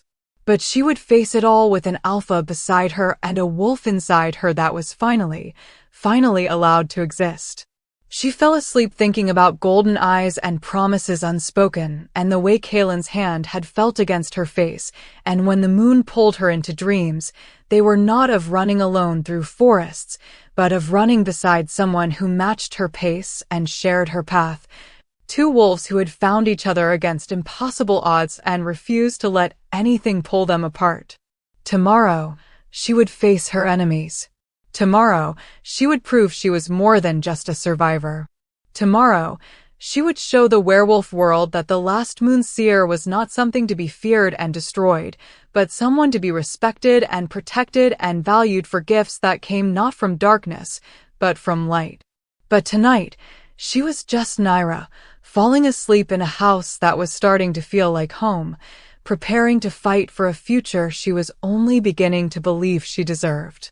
Tomorrow would bring answers, confrontation, and perhaps the beginning of something neither Naira nor Kaylin fully understood yet. But for now, in the quiet darkness of her room with moonlight streaming through the windows, she allowed herself to hope.